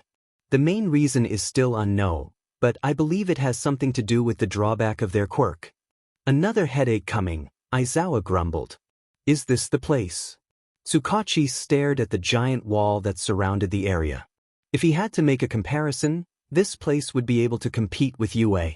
Before Tsukachi could even ring the doorbell, a gate opened and a beautiful woman with blue hair that looked like it was flowing in water stepped out, while a group of teenagers followed behind her, and one of them being trapped in a bubble.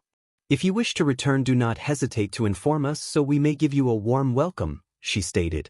I don't even want to leave, the teen trapped inside the bubble yelled. That's not an option, the woman said before the bubble popped, dropping the pink-haired teen. Oh, who might you be? The woman turned to Tsukachi. I am Detective Naomasa Tsukachi. I need to speak with a man named Izuku Midoriya regarding what happened at UA. That would be me. A muscular teen with green hair stepped forward. Tsukachi waited as the Izuku Midoriya sent off his friends before following him inside the property, where he proceeded to witness the strangest things in his life. As a detective, Tsukachi was well informed about noble-type quirks, but he had never seen one this developed. What did you want to ask me, detective? Izuku Midoriya asked. Regarding Armada, what did you know of him? He was a nuisance, Izuku replied before taking a sip of his drink. Any prior encounters before the UA incident? No, first time I met him. Tsukachi proceeded to ask more questions, all of which Izuku answered truthfully. That continued until he no longer had anything to ask him regarding the case. This isn't part of the case, but can you tell me anything regarding your quirk? Tsukachi said. Like what? Nothing personal, just something that you believe is similar to all noble-type quirks, Tsukachi explained. Izuku rubbed his chin in thought. I guess the ranking? Ranking. Tsukachi raised an eyebrow. From my studies, all noble-type quirks had a way to summon creatures in their own way. Izuku held out his hand and a small green creature appeared. This is a nature fairy, and it can help plants grow faster and better. I see. Tsukachi remembered seeing a few of them on the way to the lounge. This little guy's rank is minion, meaning they're a bit weak and there's a lot of them, Izuku explained, then gestured to the blue-haired woman from before, but now changed her appearance to a black-haired businesswoman. She's Aqua, a hero rank.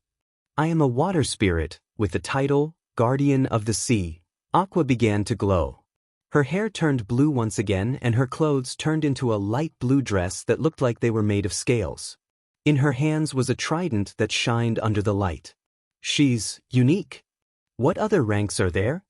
Tsukachi asked. From the weakest, minion, elite, hero, and deity, Izuku answered. From your perspective, what rank would All Might or Endeavor be placed if they were summoned creatures? The detective asked. Instead of Izuku, Aqua was the one to answer. The fiery human would be an elite at best, Aqua stated. The brute would be similar to a newly evolved hero rank. Tsukachi turned to Izuku, who only nodded. Although he found it hard to believe, Tsukachi could understand it.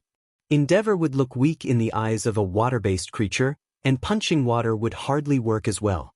But having a way of measuring the power of these creatures would be useful. I see. Thank you for answering my questions, Tsukachi bowed. It's no problem, detective, and something you might need to know. Tsukachi raised an eyebrow. Summons don't disappear after the user's death. How is everything going, Melissa? David Shield walked into a large lab where mountains of robotic parts were laid out. Papa! Melissa exclaimed.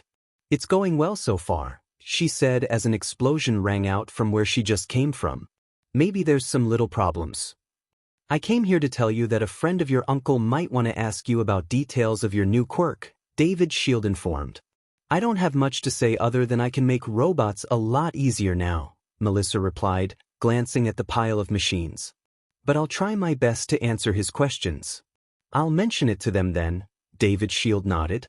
So, what are you working on now? Oh. Melissa excitedly led her father towards a giant machine that was being held up by multiple pillars. This is All Gear. Melissa patted the machine. All Gear. David raised an eyebrow at his daughter. It has hundreds of different tools in it, capable of lifting over 100 tons, and high-temperature resistance, Melissa listed. It's the perfect construction machine, she declared proudly. How did you manage this? David looked over the machine.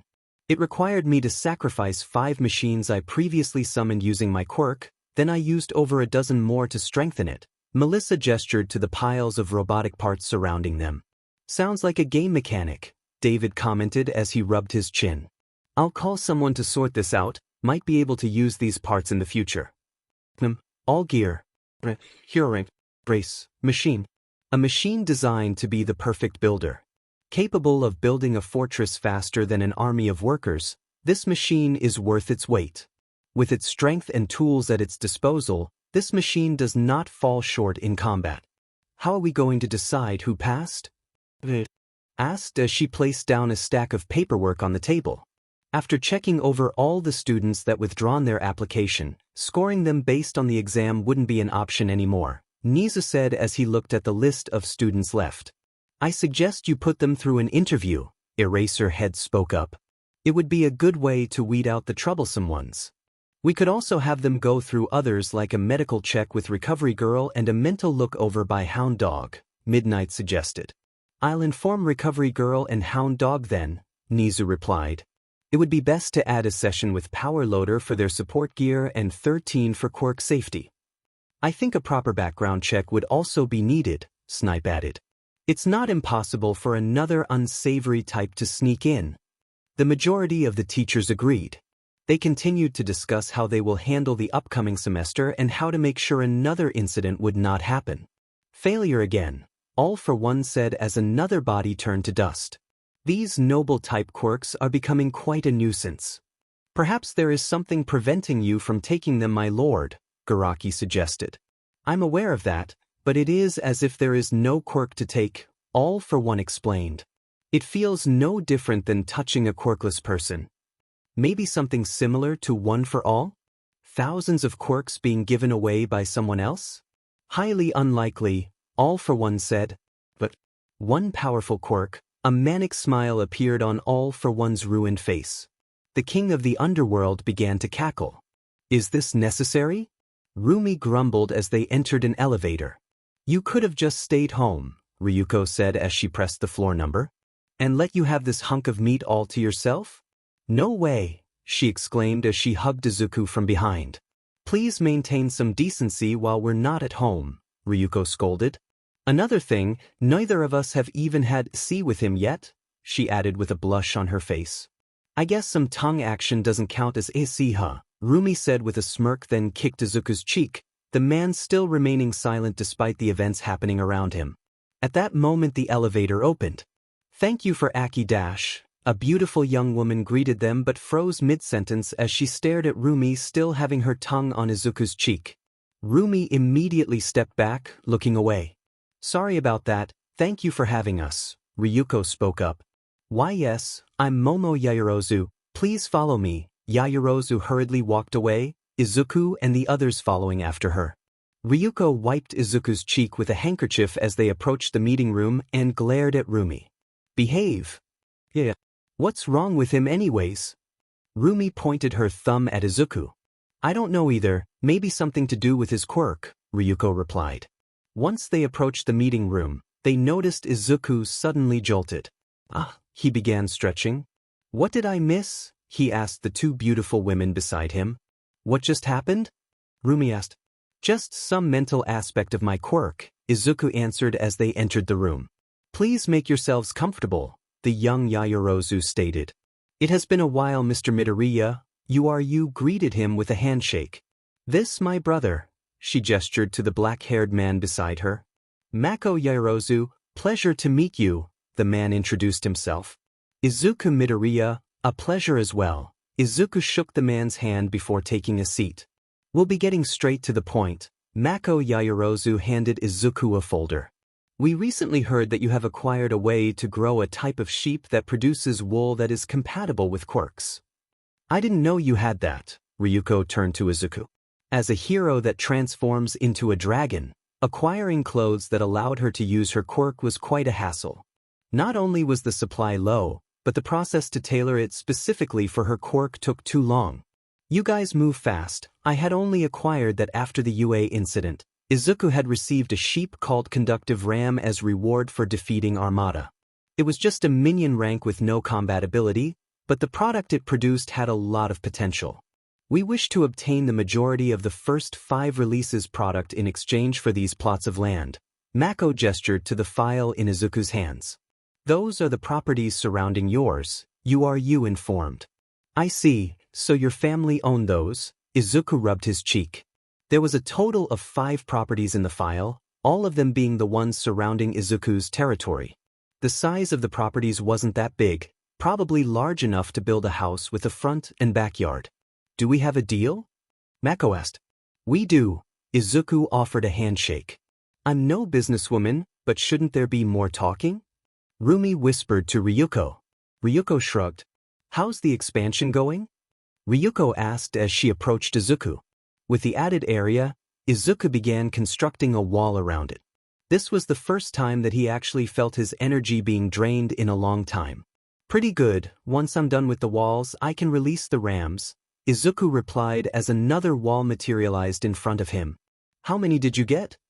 Ryuko looked at the walls that stood twice as tall as her in dragon form. I only got one as a reward, but I'll be able to get more from the shop, Izuku replied. Do you think it will turn into a heroic rank someday? I don't think so, Izuku responded. The main requirement for a summon creature to rise in rank was either a rank-up reward or by gaining experience by doing tasks. Production types barely gain experience despite working every day, compared to combat types that gain a lot of experience with each win. If production types gained experience at the same rate, Terra and Sylph won't be his only elite rank fairies. A thing to keep in mind is that only hero ranks have actual names before they were even summoned. Sylph and Terra were named by Izuku. Still possible, might take a while though. Ryuko looked on the bright side. Yeah, by the way, seems like you're not busy today, Izuku said with a smile. Considering the owner of my building told me to take a day off and has a water goddess preventing me from going in, I don't have much of a choice, Ryuko responded with a smirk. Everybody needs a break, Izuku said as he placed the last batch of walls for today. I've always wondered, why do you need to place such high walls? Ryuko asked in confusion. Not to mention the quality of it. Even I won't be able to dent it. Because my quirk warned me, Izuku answered. Warned you of what? Ryuko asked in concern. Other people with similar quirks, Izuku said as they began walking back to their house. Is it because noble quirk users started going to war with each other? That, and I'm sure a lot of people would want what I have, Izuku answered. Well, if it came down to it, you have me and Rumi, Ryuko promised. Thank you, Izuku replied. Oh. Ryuko reacted when she felt Izuku pinch her butt. Keep that up and I might not be able to wait for our marriage to be legalized. It's reassuring to know that the only thing stopping you is the thought of doing something illegal, Izuku said, then pinched her again. Come here. Ryukyu roared. I hope you bring pleasant news, Doctor. All for one spoke as Garaki entered the room. It is regarding the beast that we obtained a few days ago, Master. Garaki clicked something on his tablet and an image appeared on the screen above him. The summoned creature of those noble type users that died? What about it? All for one asked, not being able to see the image on the screen yet. I'm glad to inform you that the minions we lost in order to obtain it were not a waste, Dr. Garaki said proudly. To obtain the summoned creature, All for One had sent out over 100 of his minions to capture it with only 3 returning alive. The summoned creature was said to be at the peak of hero rank summons. Its former master would have been a big threat with it under his control, but fortunately, the man was stupid. He had sacrificed all his resources just to obtain the summoned creature, so when the other noble type users targeted him, they simply targeted him. The summoned creature had the ability to grow stronger every time it consumed. The stronger the being it consumed, the better the effects. Sometimes it even gained the ability of what it ate. The only downside is that as it gets stronger, the less effective the weaker beings it consumed had on it. The creature has absorbed the quirks necessary to kill All Might, the doctor informed. We effectively have 2 anti-symbol of peace. How do you plan on controlling the beast, Doctor? All for One asked. We turned one of the noble type quirk users into a Noma master, Dr. Garaki said with a smile. Good, then everything is set for All Might's demise, All for One spoke delightedly. Inform Shigaraki, time to get started on our plans. As you wish, Master. How many more interviews do we need to do? Hisashi asked as they clocked out for the day. A little over a dozen more, Nemuri replied. How many passed today? The majority passed the physical exam from Recovery Girl, but a lot failed on 13th's and Hound Dog's interview, Hisashi answered. Too many that were in it for the fame, Shota grumbled. Isn't the one that helped out during the attack getting interviewed tomorrow? Nemuri suddenly perked up. You mean the Midoriya kid? Yeah. I can't wait to interview him, Midnight squirmed. Deviant, Aizawa grumbled. Hey. I didn't think I'd be back so soon, Izuku muttered as he passed through Yue's gate. The school suffered a lot of damage during the attack, but Izuku saw no sign of it at all. The walls were repaired, and the path showed no sign that it was destroyed at all. Students idly walked by, minding their own business. Mr. Midoriya, right on time, Cementos greeted him. Your first interview will be in this room. Cementos pointed to the first room in the hall. 2 people were already in line at the benches. A woman with white hair that covered one of her eyes and a guy with long black hair tied into a ponytail. He quietly took a seat beside the woman just as the guy was called into the room. Izuku guessed that the majority of the students had backed out on their application, so Yue chose this as their alternative. Itsuka had informed him that she had her interview 2 days ago but did not inform her of the results. Akashi had withdrawn his application, but he didn't inform Izuku what he planned on doing instead. A few minutes later, the guy from earlier left the room and the woman beside Izuku was called in. Just a few more minutes and it was Izuku's turn. "Good afternoon, ma'am," Izuku greeted the woman in the room. "Good afternoon as well, Mr. Midoriya. My name Ainen Kurose," the interviewer, the woman with dark blue hair with a patch of yellow on top replied. "The first interview would be about how much you're aware of your quirk's limits and danger." "The limits would be hard to measure, but I am quite aware of how dangerous my quirk is," Izuku stated. "From what we know of your quirk, the main issue would be the actions of your summon creatures," Ainen stated. "They may follow your orders, but they still decide their actions." "I don't deny that." Izuku smiled as Ainen wrote something on a clipboard. He was well aware of how dangerous the summoned creatures were, and it only occurred to him that he didn't actually ask them where they came from. The interview continued, discussing mostly about quirk safety and how his quirk could help with that. Once they were done talking, Izuku went to his second interview with Power Loader. The interview didn't last long since the focus was on his potential hero suit, but Izuku already had his gear for himself. "Welcome, Mr. Midoriya," Hound Dog greeted him. "Pleasure to meet you," Izuku responded. "We will mostly be discussing your mental health, but I assume that won't be a problem anymore for you," Hound Dog stated. "You've heard of Aldra, I presume," Izuku hummed. "Rakuzen doesn't hold anything back." "They've done it before," the hero mentioned. "The only concern I had was that if you became someone like Endeavor, acting so high and mighty." Izuku smiled. "Yes, Rakuzen does have a history of producing arrogant individuals," Hound Dog said bluntly. "I've met them." Not a fan, Izuku remembered his first encounter in class and meeting Endeavor in person. "Rest assured that I didn't become some egotistical maniac." An image of an old friend popped into his head. "That's good to know, and I apologize for the rather straightforward statements," Hound Dog replied. "It's all right. I preferred it that way," Izuku said as he got up. The last interview was an optional one with the principal and the potential homeroom teacher if he got accepted. Izuku decided to skip that part and went straight to the physical examination, which he would pass with flying colors. "Test number 723, Melissa said to the recorder before pressing a button. Several crates dropped from the ceiling, then all gear started building. The contents of the crate were a bunch of wooden planks, nails, and other building supplies. The test was designed to test how efficient all gear was building on the spot. The machine opened the crate with ease without even destroying it. The nails were pulled by a magnet and the other building materials were separated by different extra mechanical arms. In less than 5 minutes, all gear had assembled a small shed. Good, now disassemble all of it." Melissa glanced at the dozen sheds in the corner. With heroic rank machine doing its thing, Melissa began writing down the results of her test. In the past weeks, she had tested all gear to its limits. Building, repairs, combat, rescue, and many more. "This should be enough," Melissa muttered. As she was about to finish up, the door to the workshop opened. "Who are you?" A man in a lab coat entered, but Melissa had never seen them before. Island was an isolated place, and the people working here rarely changed, so if a new face appeared, it was hard to miss. "Melissa Shield, right?" the man smirked. "Yes? Do you need something?" "Your life." The man suddenly lunged, a spear appearing in his hands. All the machinery around Melissa sprung together to form a wall, but it didn't stop the man.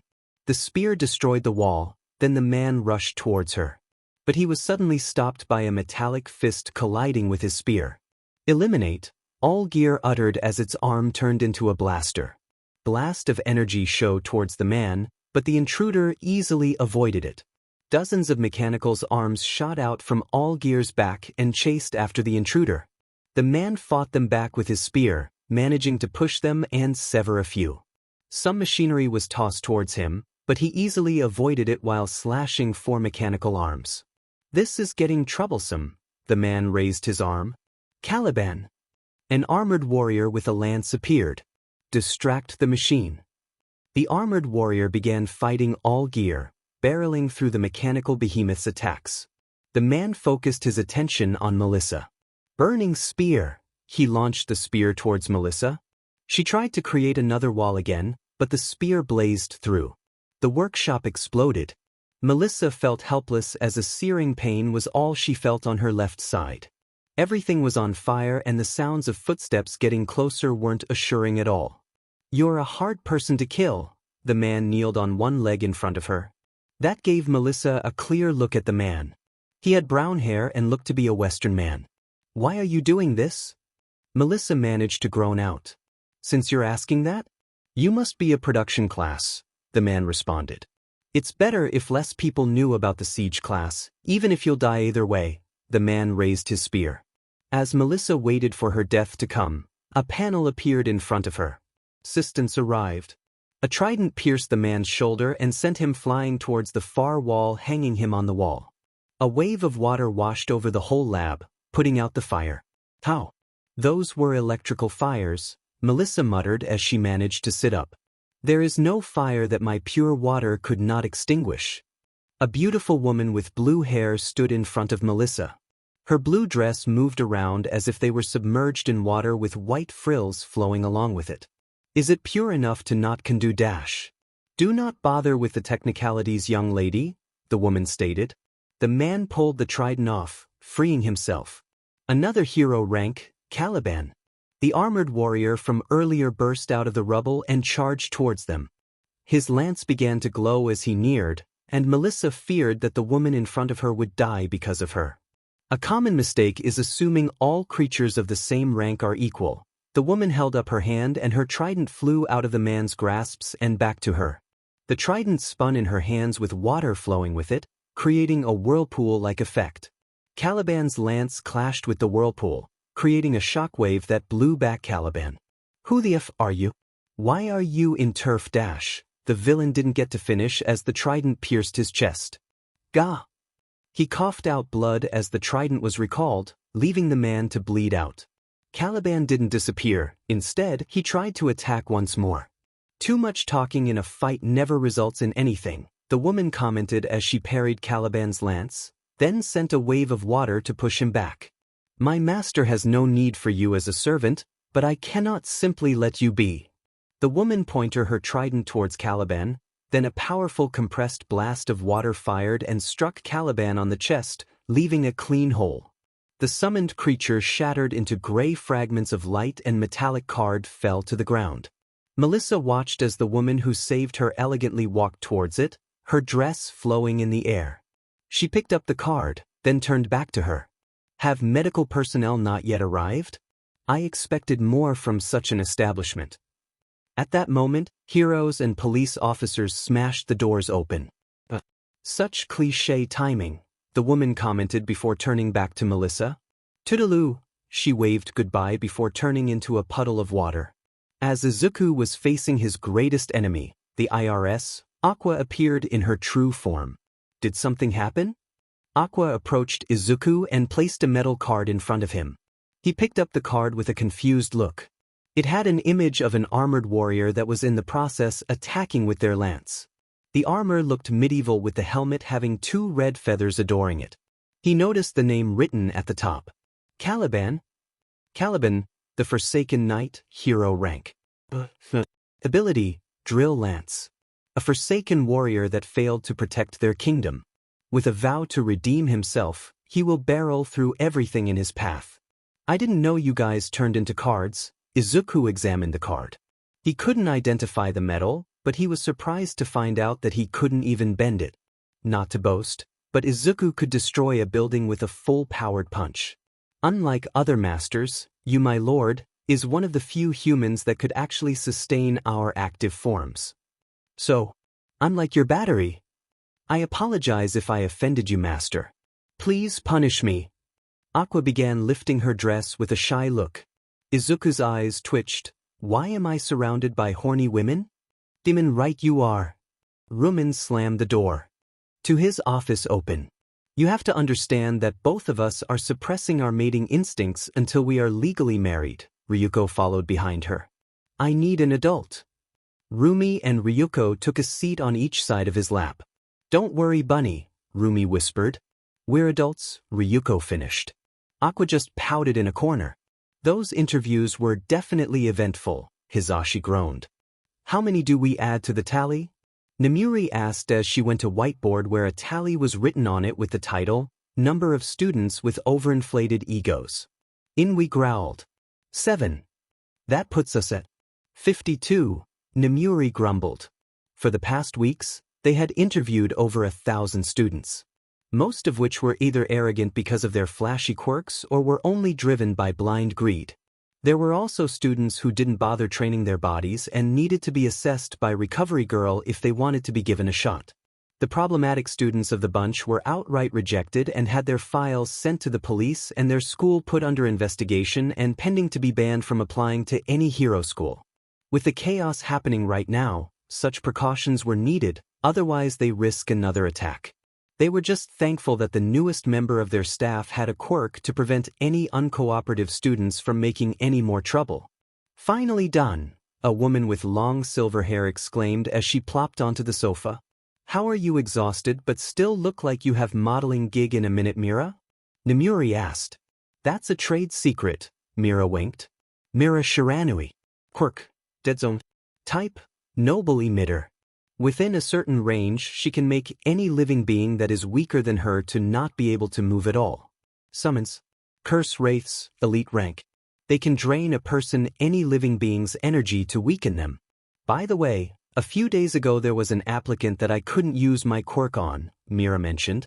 There was. Yeah, buff guy with fluffy green hair. The teachers present in the room immediately knew who she was talking about. Detective, what brings you here again so soon? Nizu asked as Tsukachi entered his office. It's regarding the noble type quirks, Tsukachi mentioned as he sat down across Nizu. We finally found the source. Tsukachi showed Nizu a picture of an old man. This is Takeda Kamitachi. His quirk allowed him to let people play any game he created in a more realistic point of view. Quite an interesting quirk. Yes. The only downside is that it uses his vitality and found this out when it was too late, Tsukachi revealed.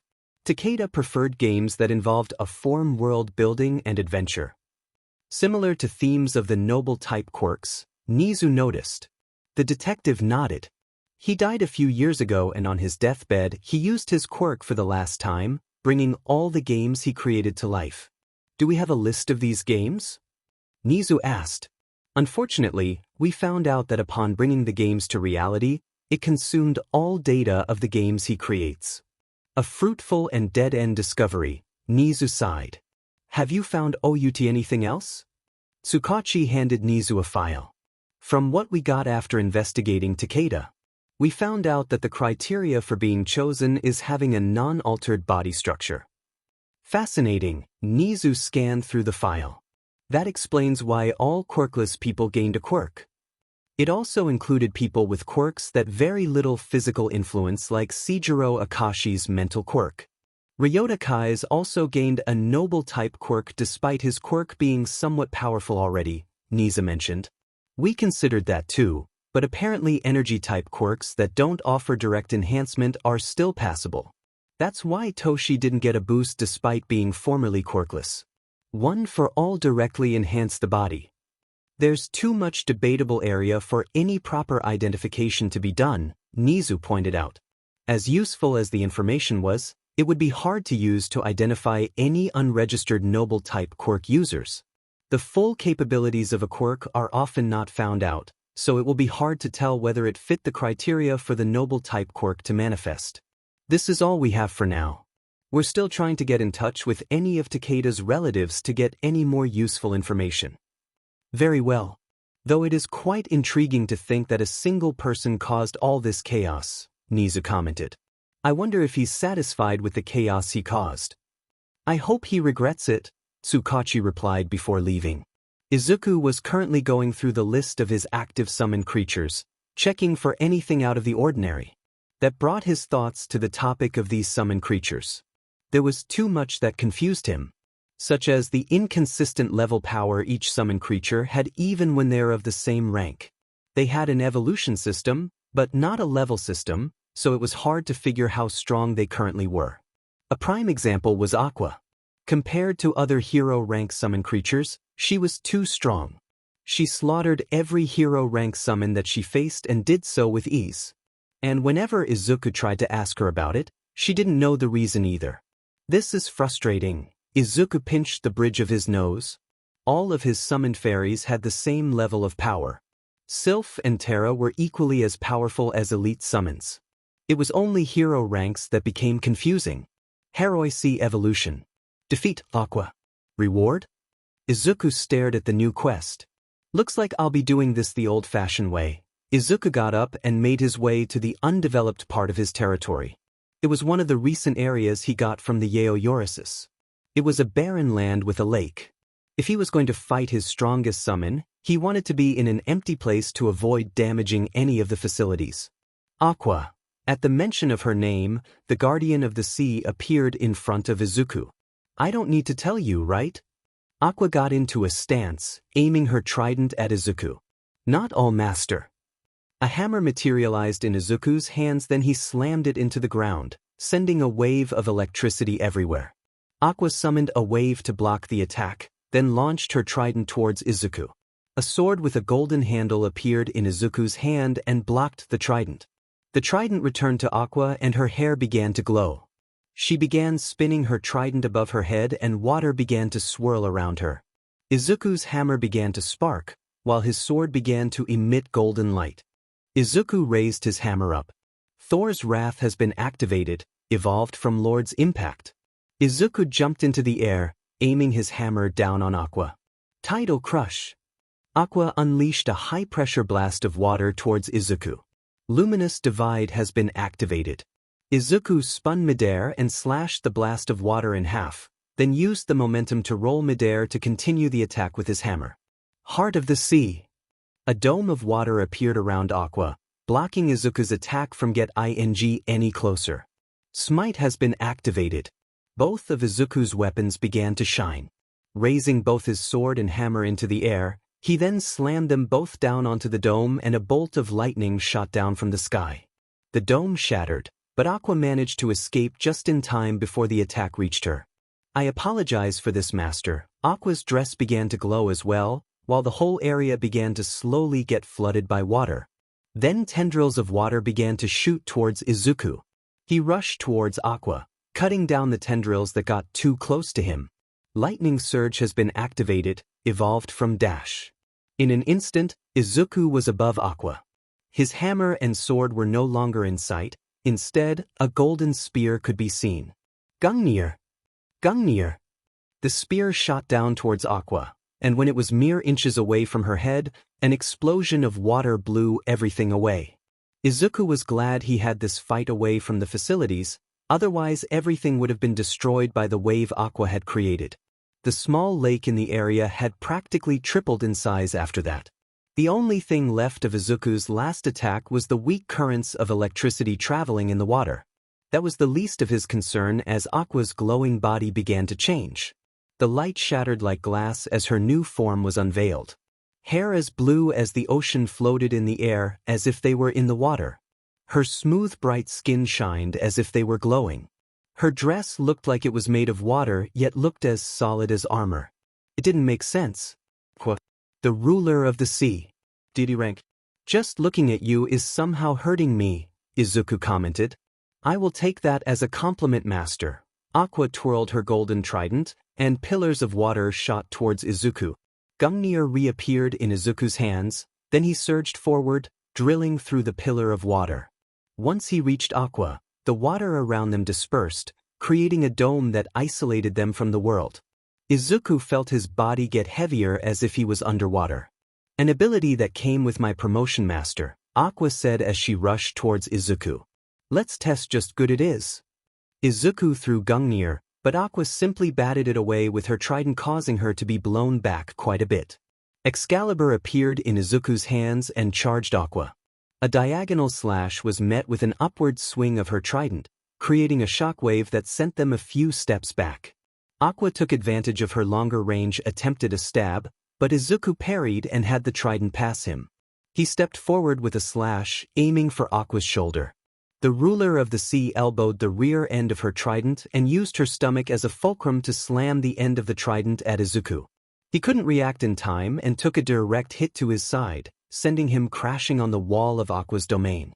Izuku felt blood running down his side where the bladed edge of her trident slammed into. I didn't expect such an ungraceful attack from you. Gracefulness would be worthless if I couldn't protect you, Master, Aqua replied. That would have been so sweet if I wasn't the one you're fighting, Izuku smirked as he got up. Activating Lightning Surge, Izuku attempted to get into Aqua's blind spot. But when he got around her, she twirled her trident downwards and pushed the bottom of her trident when the tip locked onto him. Her movements were so fluid that the simple push shifted into a palm strike stance without disturbing the trajectory of her trident. The trident was launched towards Izuku, the 3 blades piercing his stomach. Ack! He coughed out blood as the force behind the trident even launched him to the wall of the domain. Heroic evolution successful. The walls of the domain disappeared and Izuku fell to his knees as the world around them returned. Aqua approached him and pulled out the trident, getting a pained groan from Izuku before proceeding to heal him. I don't understand. The task failed but you still evolved, Izuku muttered as he got up. Perhaps the reward would have been another skill master. From what I've heard, you have not gained a skill since obtaining me, Aqua stated. Izuku rubbed his forehead in frustration. I'll think about it another time. I'm sure I'll get another chance in the future, Izuku sighed, then looked around the aftermath of their battle. The whole area was turned into a giant lake. Should I make an aquaponics system? It would need a big investment of resources, but if it succeeds, he'll gain a lot of benefits from it. And who knew what kind of things the system could provide for it? With me here, it will surely succeed, Master, Aqua boasted. Izuku trusted Aqua's abilities, but there was a difference between being a goddess that can drown the world and someone taking care of some fishes and plants. I'll think about it. Fuyumi was somewhat concerned at the fact that she was getting used to living in this magical place. As a little green creature handed her some tea, she watched another identical creature make a whole tree grow in seconds. It's like watching a farming game in first person. What's cooking good looking? Fuyumi turned around to see Rumi Usajiyama walking up to her dressed in jeans and a white shirt. I'm just watching the fairies, Rumi supplied. The fairies, Fuyumi nodded. I just didn't expect to ever see something like this. They look so happy despite working so hard. That's because they're not working. Rumi slumped down on a sofa that sparkled and began to shine as its ability to restore energy kicked in. You know that blue-haired water girl? Ms. Aqua. Sir. She explained to us that those fairies love nothing more than planting and harvesting, Rumi explained. She said that in the world they came from, it was hard for these fairies to do what they wanted since there were predators, so being here and doing field work is like heaven for them. Their world? Rumi shrugged. Not sure about that. All I care about is that we have farming simulator pets. Rumi chomped on a golden carrot. Fuyumi just nodded, then remembered something she needed an answer to. Ms. Mirko, can I ask about your relationship with Ima? Breed him, she said bluntly. Oh, I see. Well, we haven't FE'd yet since Ryuko keeps going on about legal stuff. But that won't last long cause the moment I see that carrot, it is going down. Fuyumi gulped. Okay. It's fine. I'm sure Candlestick wouldn't mind you being the 3rd or 4th wife. 4th. That water girl is getting a little too handsy. I'm a little lost, my friend. Toshinori scratched the back of his head in confusion as he was in a meeting room with some fellow heroes and Tsukachi. The detective had just finished explaining the recent incidents involving the noble quirk users. These children are killing each other so naturally, Toshinori said in concern. We also can't ignore the power they possess, Endeavor spoke up. I recently had to face this. Endeavor threw 2 cards onto the table. One of the cards had an image of a monster made of water, while the other was made of rocks. I didn't think the number 2 hero was into this stuff, Hawk smirked. Endeavor's eyes twitched. Allow me to explain. Tsukachi picked up the cards. The heroes in the room, All Might, Endeavor, Hawks, and Best Genist gave their full attention.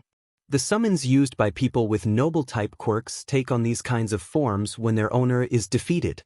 The most common forms are either a card, a marble, or a stuffed toy. Tsukachi showed them an image of a stuffed toy in the form of a gorilla in his phone. They really went for the game theme, huh? Hawks commented. That's because the source was a game, Genist pointed out. Now to discuss why all of you were asked to join this meeting. Tsukachi handed all of them folder. A few of them formed an alliance and has been actively attacking other people with noble-type quirks to get stronger. All Might held up a picture of a giant slime. Is this the size of a building? Toshinori asked. Yes. Reports say that the slime monster was 50 meters tall. Terrific, Endeavor groaned. The Kingdom Alliance? These brats are really going for the medieval theme, huh? Mirko commented as they received the briefing for the raid. Are these children really that powerful that we would need all of the top 10 heroes? Hawks asked as every member of the top 10 was present for the raid. Based on our intel, there are at least 20 with noble-type quirks in their alliance, Tsukachi answered. The majority of them have been confirmed to have attacked civilians, so they are already labeled as villains. Tsukachi pointed to the list of names on the briefing screen. We provided as much information on their abilities as possible, but as some of you may know, noble quirks have a tendency to bestow random skills to their wielders. Mirko cringed. Tell me about it. The person all of you need to be wary of this, the leader of their alliance. An image of a young woman with black hair appeared on the screen. Our intel told us that the theme of her abilities were illusions and stuckness. Her summon creatures are succubus and other demonic creatures. Quite the troublesome abilities, Edgeshot commented. Is there a possibility that she used her abilities on the other members of her alliance? We can rule out that these children have simply been put under hypnosis. We thought of that as well, but unfortunately, they are doing this on their own volition. What about the other people working for them? Ryukyu spoke up. We're not certain of that, but her abilities have a time limit, so it's unlikely that they have anyone actually working for them that is hypnotized, Tsukachi answered. Most of the heroes looked down. The thought of dealing with teenagers didn't sit right with them. We'll handle the beach, Mirko suddenly spoke up. Aren't you eager? Hawks responded. As much as we trust your abilities, this woman is still dangerous, Mirko, Best Genist spoke. And like other noble quirk users we've faced, they have creatures with mystical abilities assisting them. Mirko smirked.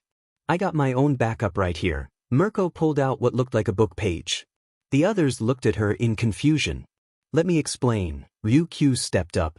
We have an acquaintance with a noble quirk as well, and his summons take the form of book pages when inactive. Well, that's certainly the first time I've seen a book page used, Tsukachi mentioned. May I ask the rank of the summoned creature? Rank? Crust looked up in confusion. Summoned creatures have ranks to identify how powerful they are, Yoroi Musha told the shield hero. Convenient. See for yourself. Mirko handed Tsukachi the book page, which the detective accepted with a raised eyebrow. He was quite happy when he got that one. This is quite detailed. The owner had quite the talent in analysis, Ryukyu mentioned proudly. So, race, forest dryad. Rank, hero++. Origin, fairy grove. Element, nature. Defensive. Production. Compatibility. Adaptability. Raised from a nature fairy, Sylph has a deep love for every living thing. She protects her allies by using her nature abilities to call upon plants to create walls of durable wood or bind her enemies with vines. With the plants imbued with her magic, they are more durable and stronger than what is commonly seen in the wild. She also grants her allies a passive healing buff when they are close to her. The healing buff is powerful enough to help a person survive a stab to the heart, making by far her biggest asset on the battlefield. The most common use for her abilities outside of combat is to grow produce to an exceptional quality, occasionally even granting the produce with magical abilities like healing. Though Sylph possesses a warm and kind nature, she is extremely protective. Being identified as a threat to her allies immediately subjects you to a curse that weakens your body as you breathe in the pollen she emits. Detective Tsukachi stared at the book page. This seems like it was written from a personal observation. And I can't even put to words how powerful this one is. Tell me about it. Apparently raising one from scratch puts them on steroids. Mirko shrugged as she grabbed the book page back. With the summon's help, this raid might go a lot smoother. Izuku looked deep in thought as he looked at his quirk's new ability, Worldview. A new ability he awakened after Aqua had been promoted to deity rank. Worldview gave Izuku the ability to look over the world where the summoned creatures originally lived. If he had to describe it, it was like watching the Discovery Channel on the television. The world itself didn't have a name, but the different areas did. One area that Izuku has access to view is Fairy Grove, the place where all his fairy summons originally lived. Where Sylph and Terra used to live. The place looked like a giant meadow covered in beautiful flowers and tall trees. But instead of seeing fairies happily going around the area, they were hidden because beasts occasionally pass by. This wasn't what I was expecting. Now you understand why the fairies residing in your territory are so happy, Master, Aqua spoke. Being able to cultivate plants without the fear of being hunted is a dream come true for them. I don't understand. How the hell is this all involved with my quirk? It's hard to believe my quirk connected to a whole different world just to summon you guys. I cannot answer that, Master, Aqua shook her head, as I myself do not recall the beginning of our original world. It's like I kidnapped you guys. I believe it is more like we responded to the call to a better place. Now that sounds like I killed you guys before kidnapping. I had hoped you have already got over your negative thinking, Master. Izuku just sighed. His quirk was a huge blessing for him, but it came with too many mysteries to uncover and wasn't providing answers anytime soon. Every time that it seemed like he was getting used to his abilities, they hit him with another big mystery. It was like a game constantly being updated. I'm going to go Izuku stopped, froze for a second as he felt something wrong suddenly. Looks like we have some uninvited guests. Making his way to the north side walls, he saw what seemed to be a blimp flying over the walls. 3 people dropped from the blimp. One was a muscular guy with a bald head. The other was a woman wearing a frilly dress, and the last one was tall and skinny guy. I told you there's only one of them here, the skinny one pointed to Izuku. Once we get rid of this guy, all of this would be OU-. He didn't get to finish his words as a trident stabbed his chest and stuck him to the wall. You dare mock my master, Aqua growled. Sheet. The last 2 intruders separated. The bald one called summoned a big hammer with a steampunk appearance, while the woman summoned a black horse with 2 horns. Shall I dispose of them, Master? Aqua asked, recalling her trident and watching as the man it impaled perished as their blood gushed. Leave one alive. I have questions, Izuku said before walking away. Izuku glanced at the message he received. Defend. Task. Defeat intruders. 1-3. Reward? Bullets made of water rained down from the sky. With each drop having the force of a 50 caliber bullet being shot, both targets were having the worst time of their life.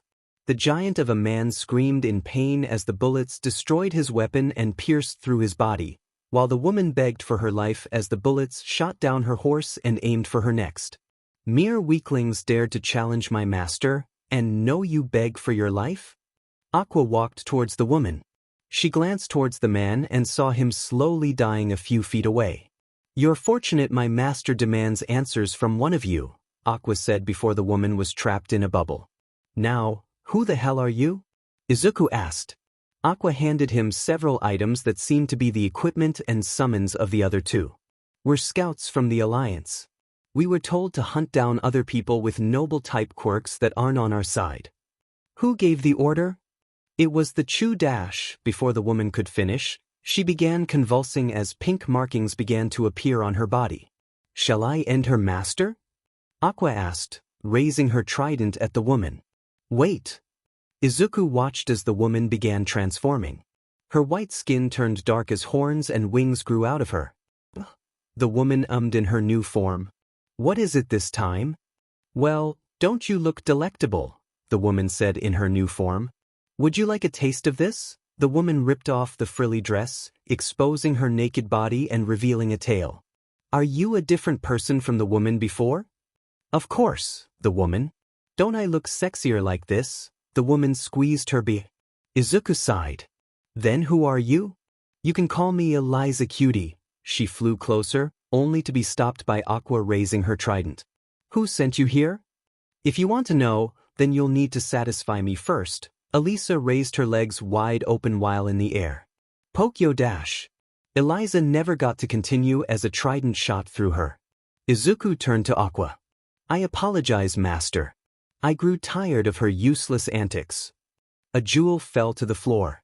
Izuku picked it up and saw a silhouette of a winged woman inside of it. She was a summon. Task completed. Reward, Altar of Sacrifice. Izuku stared at the message. Altar of Sacrifice? The moment he said it, a giant shrine appeared in front of him. Master, the Altar of Sacrifice is where you may obtain divine essence, Aqua revealed. What is that? Izuku asked. It just sounds like another troublesome feature to confuse me. You may refer to it as the currency we used in our world, Aqua answered. You may use it to strengthen your summons, or even gain entry to other domains. What do I need to sacrifice then? Aqua pointed to the equipment used by the intruders. I suggest anything originating from my world may be sacrificed. I'm certain sacrificing that haughty succubus would grant you a lot of divine essence. Izuku looked at the jewel in his hands. Let's start with the equipment first. This might come in handy in the future. As you wish, master, Aqua reluctantly agreed.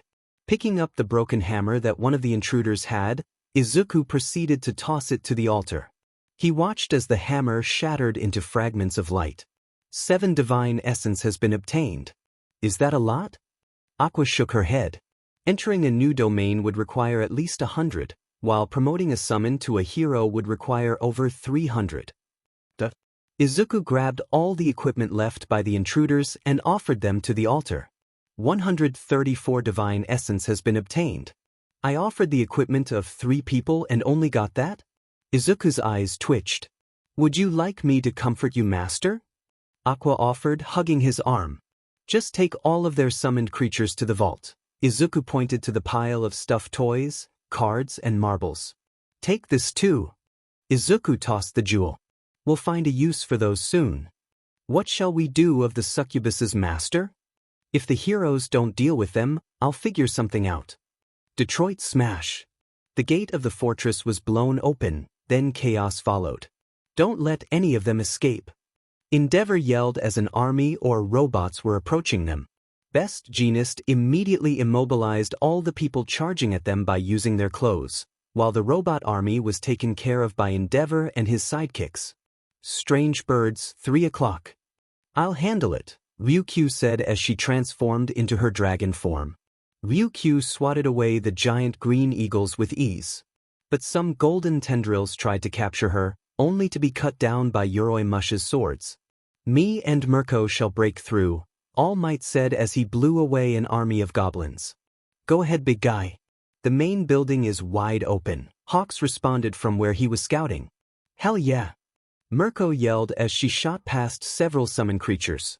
Out of my way, she screamed as she smashed a rock golem with a single kick. Smash! All Might blew the entrance open and revealed a monster waiting for them. The monster had red rocky skin with spikes running down its back all the way to its spear-tipped tail. It stood 3 meters tall and had a bulky figure. Both All Might and Mirko could feel fear towards the monster. The F-. Mirko muttered in confusion. It must be the monster's ability. All Might rushed the monster. Smash! All Might's fist collided with the monster, creating a powerful shockwave that blew everything away. But to their shock, the monster didn't even budge. The monster grabbed All Might's head and slammed him into the ground. Then his fist began to glow and spark with red electricity before slamming down on All Might, unleashing another powerful shockwave. The F is with that thing. Mirko vaulted on the walls to reach the ceiling, then shot down with a spin to land an axe kick on the monster's head. The monster didn't even flinch. It grabbed her leg, But before it could do anything, vines wrapped around its body. Not today, monster. Sylph appeared. Activating her ability, all her allies began healing immediately. Even the heroes and police officers outside the building were being affected by her ability.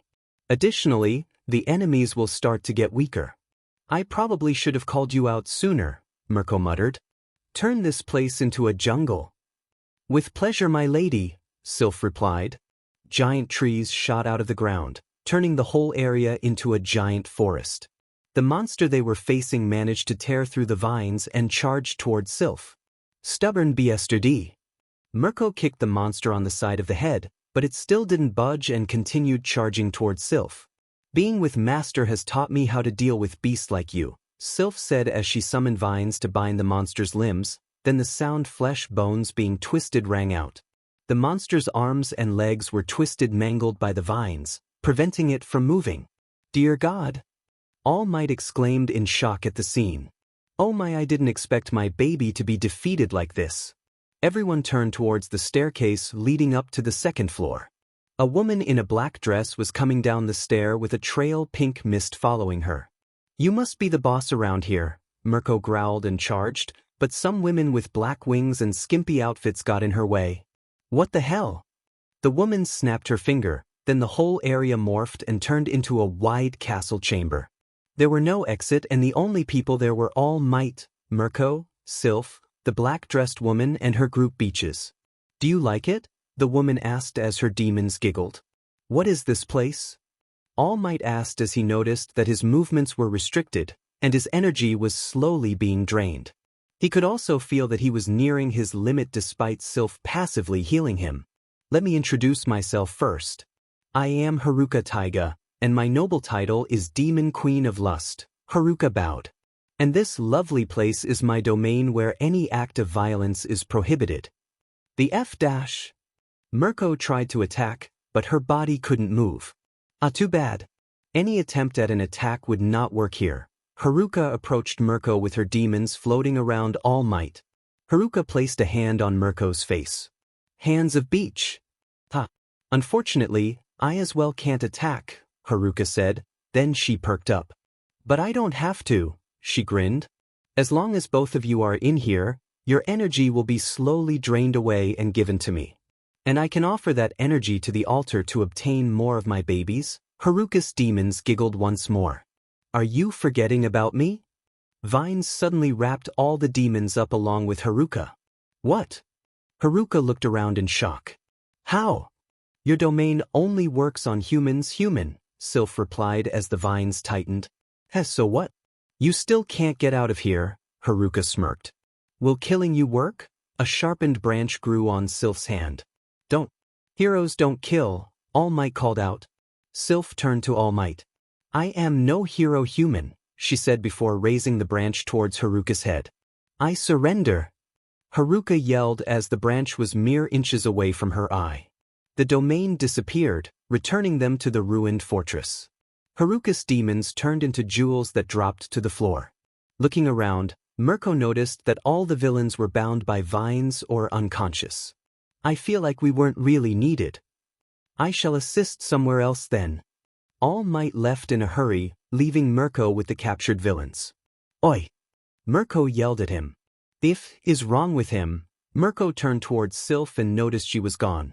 She looked around and found the fairy picking up all the jewels. Oi! I am collecting this as tribute to Master, Sylph responded. Oh, mind introducing me to your master? Haruka asked from where she was hanging from the vines. Sylph looked at her with disgust. It has been a while, detective, Izuku said as Detective Tsukachi took a seat on the end of the table. What brings you here today? I will get straight to the point, Tsukachi spoke. Since you are someone directly involved in this case, we believed you should be made aware of the origins of your quirk. I appreciate that, detective, Izuku nodded. Your quirk originated from a reality-altering quirk, Tsukachi began. The quirk drained the user's vitality, and once the user finally passed, the quirk activated and brought the user's life. Work to reality. I take it that the identity of the user is classified. Tsukachi nodded before continuing. The user created several games based on world building. warfare, farming, and many more varieties. That would explain my abilities. A drawback of this is that all the user's creations had combined, creating one big fictional world that exists within ours. Then why me? Why did I get this power? That's because the characters depicted in their games were normal people, which meant it only chose people with DNA structures close to a normal person. So quirkless and weak emitter types, Izuku said, which the detective nodded to. Basically, anyone around a certain age group whose body functioned as a quirkless person, Tsukaichi mentioned. That's still a lot of people, Izuku commented. Yes, but we figured out a lot more details after getting a large sample size, Tsukaichi said. Even the slightest abnormality in a person's body prevents them from being affected by a quirk, like simply having the ability to produce different sweat. Izuku frowned at the last sentence. And even if they do get affected, the boost they receive isn't much to be concerned about. I remember Armada being quite the threat, Izuku mentioned. That's another we found out. The biggest factor that affects their growth is their drive. The quests, Izuku figured out. Correct. Even if the boost they get is negligible after doing a lot of quests, they gain enough power to contend with powerful quirks like endeavors. Izuku scoffed. His quirk is nothing compared to what I've seen. After seeing the power of your summon, I can't deny that, Tsukaichi said, remembering Sylph's contribution to the raid. Oh, trust me, detective, you haven't seen anything yet, Izuku smiled. Should I be concerned about something? Remember the words, one big fictional world within ours? Izuku said. Well, that world has a lot more surprises in store for us. Why do you feel the need to talk like that? Tsukaichi just sighed. Aqua didn't want to brag, but she was definitely sure that she's the strongest summoned creature on this planet. The reason she knew this was because of her master. As someone connected to him, she could also see the panels that appear before him. Provide food for. Create the shelter for. Bring herbs to. Numerous trivial quests were given to him in bulk, and to his knowledge, these quests provided no reward until he found out about divine essence. Yet, he chose to do them without hesitation. Simply because these quests informed him of people in need of help. And these quests continued to appear.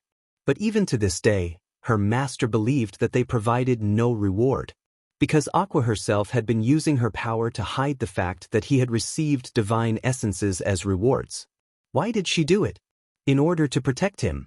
If he found out that he had a large number of divine essences at his disposal, he might attempt to open a passageway to a sector of her world that had dangerous creatures. She may be the strongest on this planet, but she didn't know if she was the strongest in her world. Her original rank was hero, yet a deity rank existed, which meant other deity-ranked creatures existed before her. She did not want to risk encountering one when she herself has yet to fully grasp the full extent of her power as deity-rank summoned creature. Aqua glanced at the small fairies happily working around the territory, even if what she was doing was betraying her master's trust. When things are finally revealed, she will be willing to accept any punishment as long as she can protect this peace. I'm beginning to feel redundant, Mirko said with a sigh as she was slumped on her magic beanbag. I expected you to be angrier about that, Ryukyu responded as she took a sip of her tea. Angry? Not really, Mirko waved her off. After all, this just means I can settle down peacefully, she said with a wink. Ryukyu immediately understood what she meant. What about fighting strong villains? Didn't you say that's why you became hero? Fight villains? I can just ask Izuku to call out summon some strong punks for me to fight. Apparently, he has a whole vault of evil summon creatures. Ryukyu raised an eyebrow in confusion. He does. Yeah. I thought it was weird that he hasn't been attacked by these evil noble-type users. Turns out he has been getting rid of a lot of them. Ryukyu began to look concerned. Wait, what do you mean get rid of? Oh. Rumi suddenly looked excited. You're going to love this. What he does is give them the experience of death, then they wake up in some random cage somewhere I don't know with a police officer waiting to arrest them. Why am I not aware of this? Ryuko asked, looking somewhat hurt. Hey, I just found out from Aqua, Mirko shrugged. Besides, I heard the cop has connection to his high school. That explains a lot. I swear. That school is just as twisted as UA. I mean, that school does sheet out most of the influential people in this society. Heroes, politicians, businessmen, and even generals, Mirko mentioned. How do you even know that? Ryukyu gave her a confused look. I saw their website, she casually answered before sinking further into the magic bean bag. Is it just me, or is the fairy grove empty? Izuku said as he scouted the locations available to him. Fairy Grove was the name of the land the fairies living in his territory came from, and after hearing that, Izuku decided to name the area they often gathered at in his land Fairy Grove as well. That is because the fairies have decided to move here, Master, Aqua stated. A land where they are safe from predators and appreciated for doing what they love most. What will happen to the original Fairy Grove? Izuku asked, looking at the small grove from the panel in front of him. After a certain period of time, the person holding the most influence over a domain in our world will be able to take over it. Free real estate? Something like that. Aqua replied. That'll be useful in the future, Izuku nodded in approval. Have all the equipment and weapons in the storage sacrificed to the altar. As you wish, Master, Aqua answered hesitantly before walking away. Izuku raised an eyebrow at her reaction. Was it because he was getting too greedy? Izuku won't deny that he wanted to get a lot stronger, but that was mostly because the enemies he was going against were getting a lot stronger. Even demons were getting involved now, so Izuku needed to get stronger as well. Some dangerous threat would target him, and the only person he could rely on is himself. Even if there are people supporting him, there's no guarantee that they would be there for him. I can't believe I'm actually going to do this, Izuku muttered as he made his way to the privacy of his room and locked himself in. A few months ago, when he was still grinding to get stronger, a quest had popped up with a difficult and conflicting task with a reward that made Izuku hesitate. Task: Dominion. Eliminate players. 4-5. Reward: Viridian Executioner. In the past months, the quest had shown no changes even when he drove off several trespassers. The first time it shown any progress was when he killed Armada during the attack at UA. Then the second time it showed progress was when Aqua recently killed 2 out of the 3 people that broke into his territory. He didn't where the other one came from since the girl wasn't killed and was turned into a succubus. At some point, this quest was going to be completed. It was only a matter of whether Izuku had no choice or abandoned his morality. Additionally, he didn't know any details regarding the reward. Was it an item or another summon creature? As Izuku was deep in thought, the sound of his phone ringing interrupted him. He saw that the person calling was Aqua. Yes. Master. On my way to the vault, I got a request from a person that wants to meet you. Did they have an appointment? Izuku asked, not remembering anything on his schedule today. No, Master, but I believe you should meet her, Master. Alright. Send them to the reception area, Izuku said as he closed the quest panel and headed out of his home. Outside his house, his flaming steed waited for him. To the reception area, buddy, Izuku said as the flaming horse ran off at full speed. A few minutes later, Izuku arrived at the reception facility. Dismounting from his horse, Izuku entered the facility. Once he reached the reception area, Izuku's eyes zoned in on a woman with short blonde hair. She was wearing a white dress shirt with a red blazer on top matched with brown pants. Izuku also noticed that she was covered in burn scars. The lower left half of her face had a burn going all the way down her neck, while both her arms were covered with burn patches. Despite her clearly being conscious about her appearance, Izuku found her quite attractive. Thank you for meeting me, Mr. Midoriya, the woman bowed. Why yes, it's a pleasure. Ms. Melissa Shield, she introduced herself. Oh, is it all right for you to be here? I heard about the news about the attack on Island. I've already recovered, but as you can see, the attack left some scars. She raised her arms. Actually, the attack is the reason I came here. I wanted to thank you. Thank me? Izuku looked at her in confusion. Yes. It took a while to find her, Melissa pointed at Aqua. But that was because we found out she wasn't a human and was a summoned creature from a noble type quirk. Oh, the time when you came back with Caliban? He turned to Aqua, who nodded. If it wasn't for your summoned creature, I would have died during the attack. Don't mention it. I just did what anyone with my power would have done, Izuku said. And Aqua was the one who saved you. Well, she has firmly established that she does not act without your approval. Izuku turned to Aqua. Seriously? Aqua just looked away. Izuku turned back to Melissa.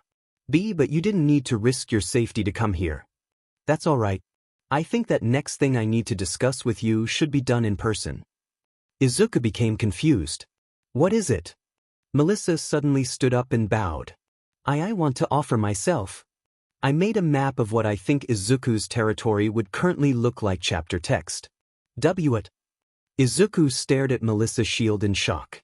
A lot of people with noble-type quirks have been forming alliances and are even becoming a threat to their government, Melissa explained.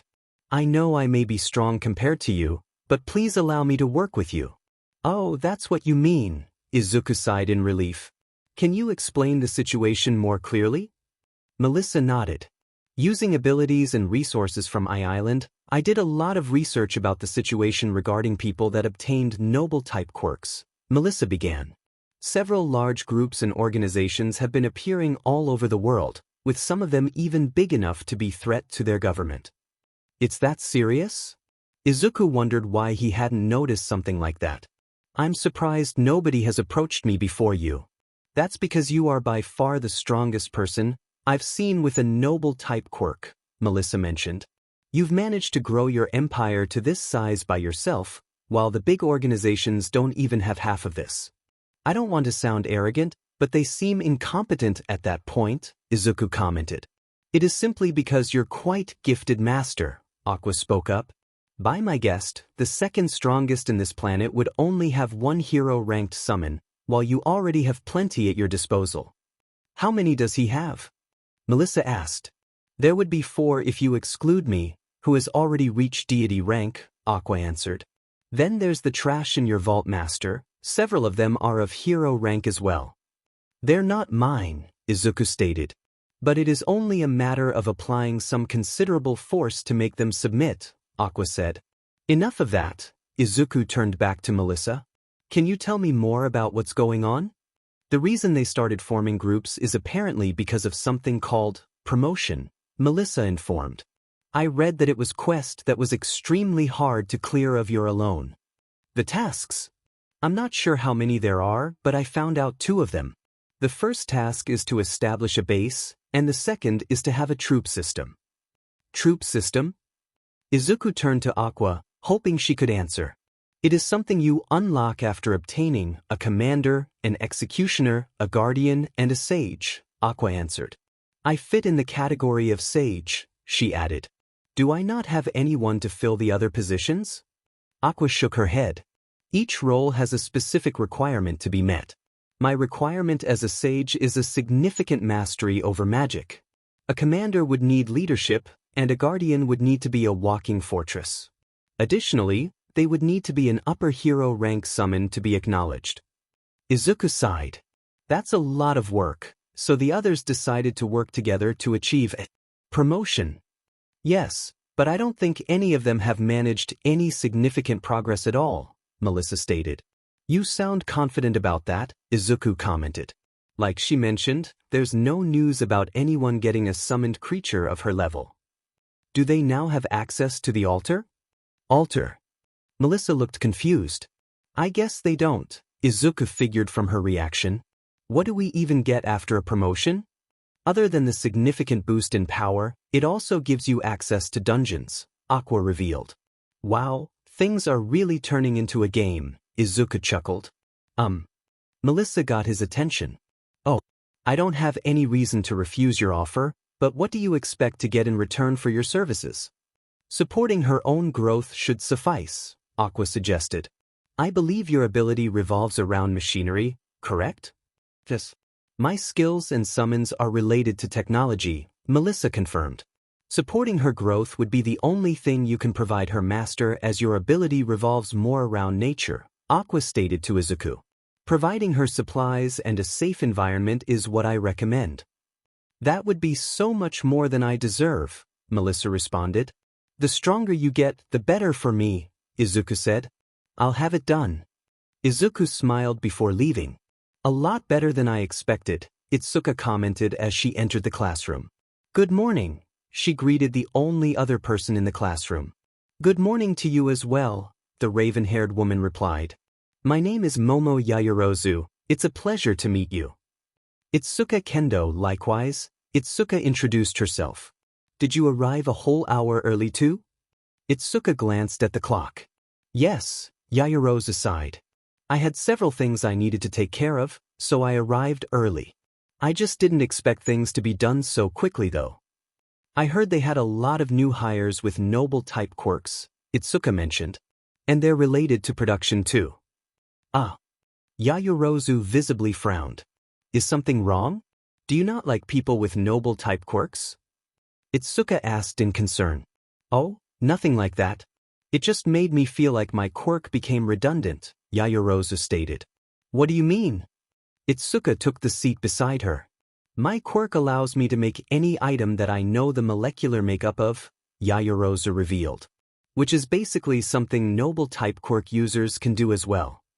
Come on, the things they can make aren't that good, and most of them are only restricted to a few things. You can probably make anything you want.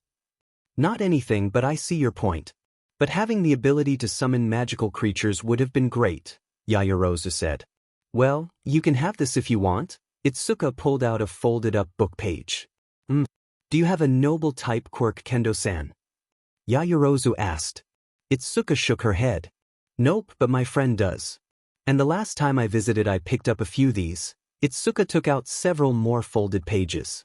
Isn't it a bit cruel to keep them like that? Yaoyorozu hesitantly asked. Itsuka shook her head once again.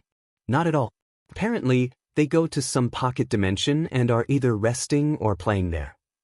Yaoyorozu unfolded the paper to see a picture of a cute green fairy. Do you mind if I? Go ahead. Just picture it being summoned, Itsuka instructed. Like calling out a pet. Yaoyorozu nodded, then a few seconds later, the piece of paper turned into a floating green fairy.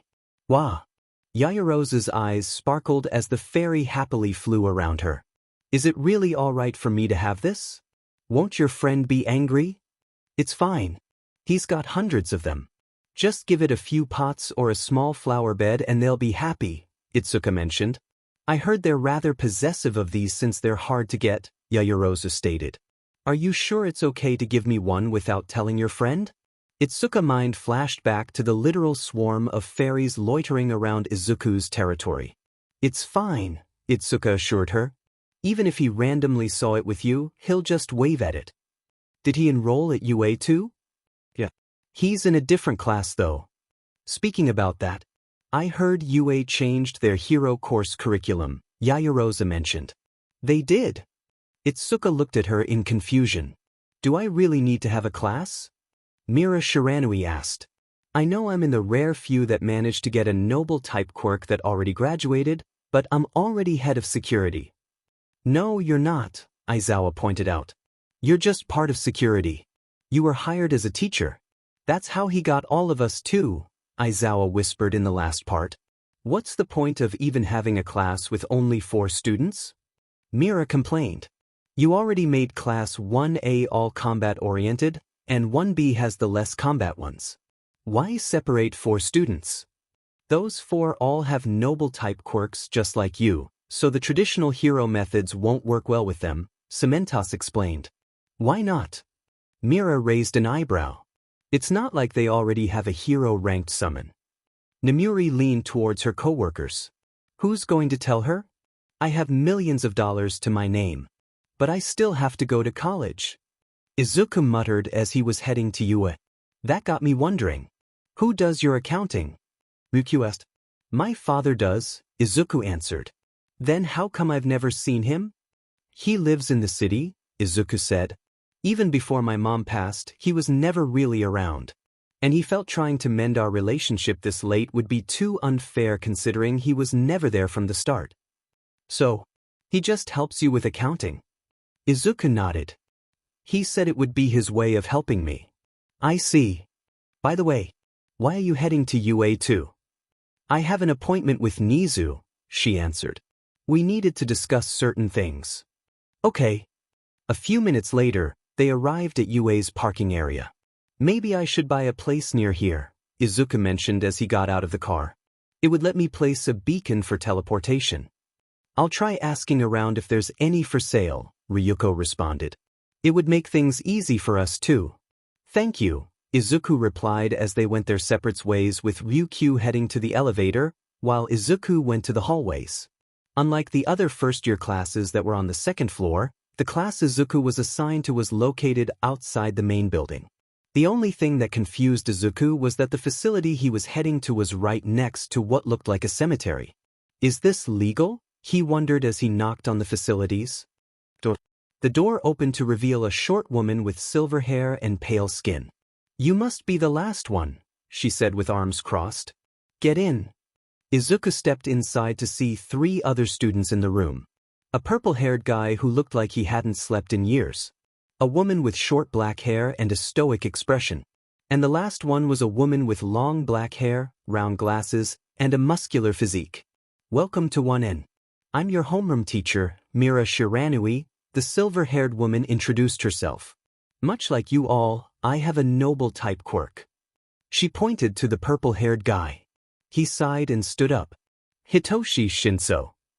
How did you get admitted? I applied for Gen Ed, but took my chance on the interviews, he answered. Didn't take the robot exam? When I applied for UA, I still didn't have any useful combat abilities, so I only applied for Gen Ed. Mira nodded. Now, what's your noble classification? Izuku raised an eyebrow at the question. Necro. He raised another eyebrow at the answer. All right, Mira pointed to the short-haired woman. Same thing. Yui Kodai. Hero course exam. History. Izuku looked even more confused. Hana Ainen. Interviews. History. I have questions. Izuku raised a hand. Necro? History? Have you been living in a farm or something? Mira crossed her arms. Something like that, Izuku answered. Noble-type quirks have a theme for the abilities they give their users. Mecha for those sci-fi-like abilities with those robots and futuristic weapons. Necro for these spooky powers. Mira summoned a ghost-like creature that began floating around. It's not official, but the community set it up. I see. What about this then? Izuku summoned a fairy. Magic. Izuku Midoriya. I took the hero course exam. He introduced himself. Now that you all know each other, I'll explain why you were all separated from the other classes. Mira went towards the board. For starters, the majority of your classes will be spent enhancing your quirks since sooner or later, you'll be receiving quests related to UA. Is that because the quests always relate to our current situation? The woman named Hannah asked. Yes. Based on my experience, we'll be mostly on guard duty. Isn't that because you're part of security? Shinso asked. You even have a badge. Partially, but the quest you'll get around here will mostly be making sure there's no trouble. Especially with the arrogant first years. We're first years too, Hannah spoke up. But you hate bullies, right? Mira grinned. Oh, I'm starting to understand the assignment, Hannah grinned back. So, it's like that, Shinso caught on. Bully hunting, Kodai said. Izuku really wondered if this school operated legally. Bully hunting. The first activity Izuku had to go through on his first day of class. Initially, he thought nothing of it since it was the first day of class, but he could never be more wrong in his life. Apparently, due to the interview conducted by the UA staff, a lot of the students who scored decent scores in the practical exam were thrown into Gen Ed due to the strict interviews. Even most of the students that managed to get into the hero course were under probation. This resulted in a lot of spiteful teenagers that think their chances were taken from them even though most of them only scored decently in the practical and flunked the written exam. Out of my FING way losers. A guy with green-skinned arms shoved a group of students in the hallway despite there being plenty of space around them. Observing the guy, Izuku could already figure that he had some sort of physical enhancement quirk, supported by the fact that he easily shoved a group of students aside. It was most likely passive as well since there was a clear mutation aspect to it as well. He didn't need to intervene though with his new classmate, Hannah, taking the initiative. Hold it right there, punk. A short argument and scuffle later, Hannah had the student in chains and was dragging him out of the school. Out of curiosity, Izuku followed them to find out where she was taking them. It led him to a facility that looked more like a haunted house than a school shed. It had a very gloomy vibe with cartoony ghosts floating around it. Peeking though one of the windows, he found Mira-sensei in front of students that were chained to chairs and seemed to be giving them a firm scolding.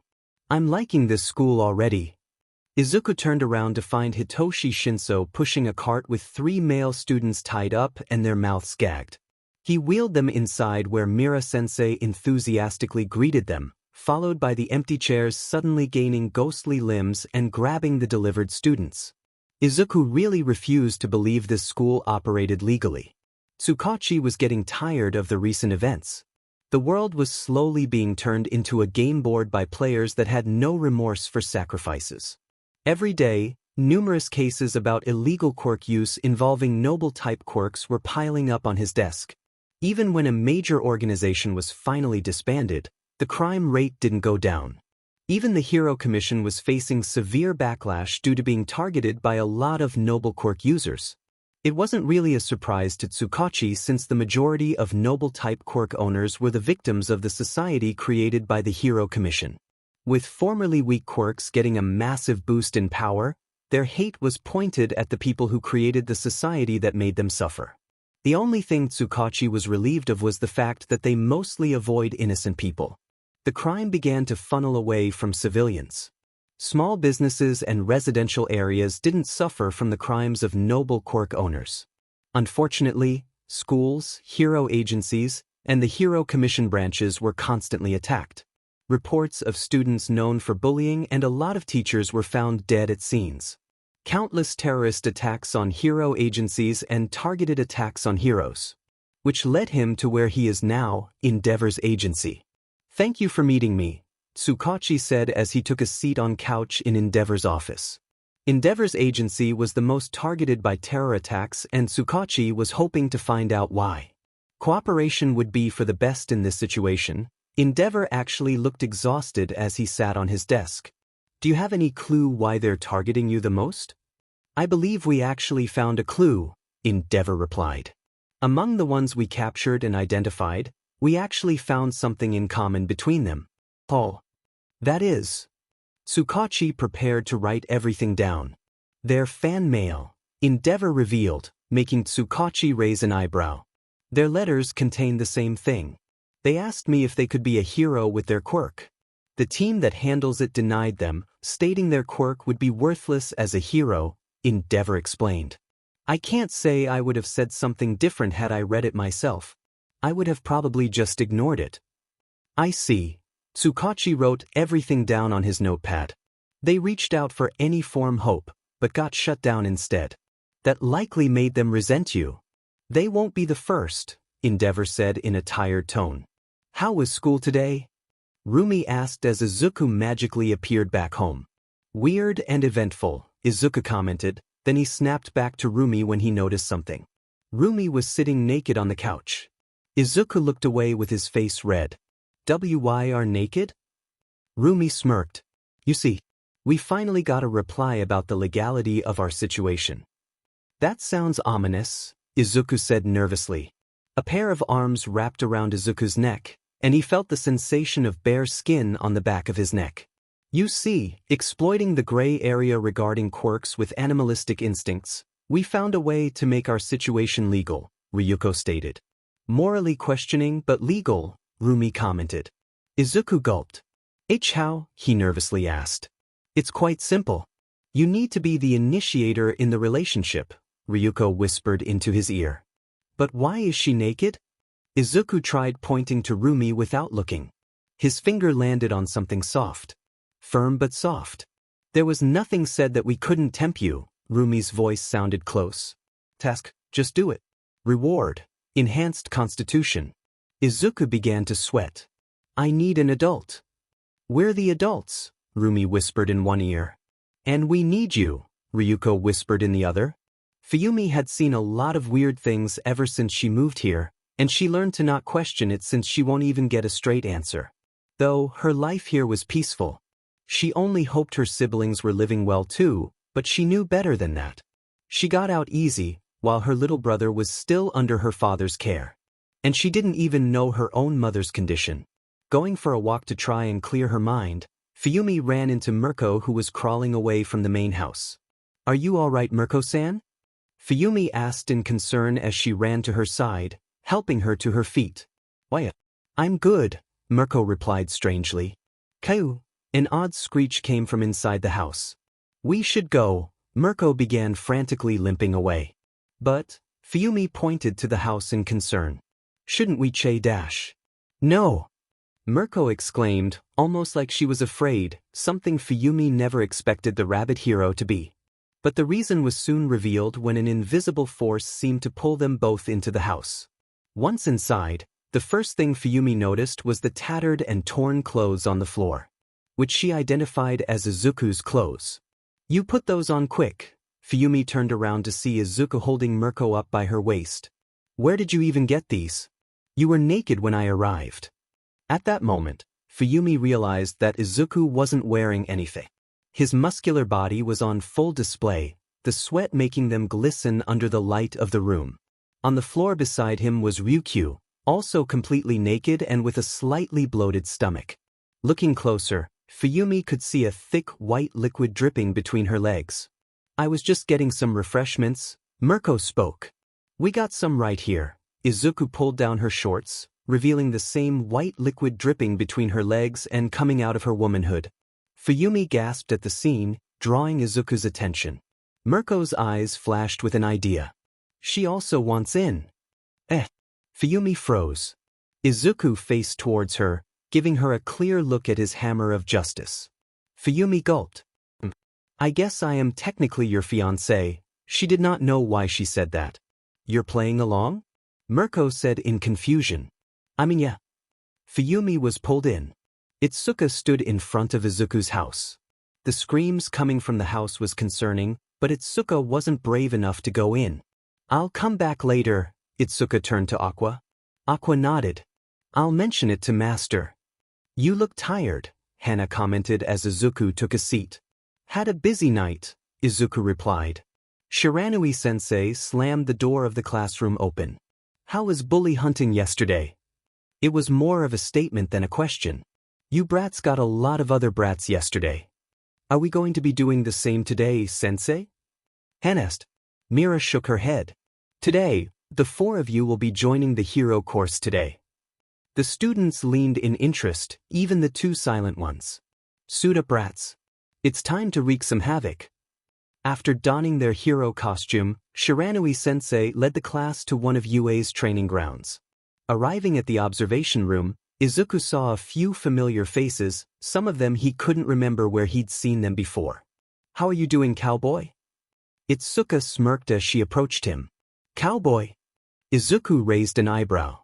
"Well, someone was milking cows last night," she smirked. "Huh."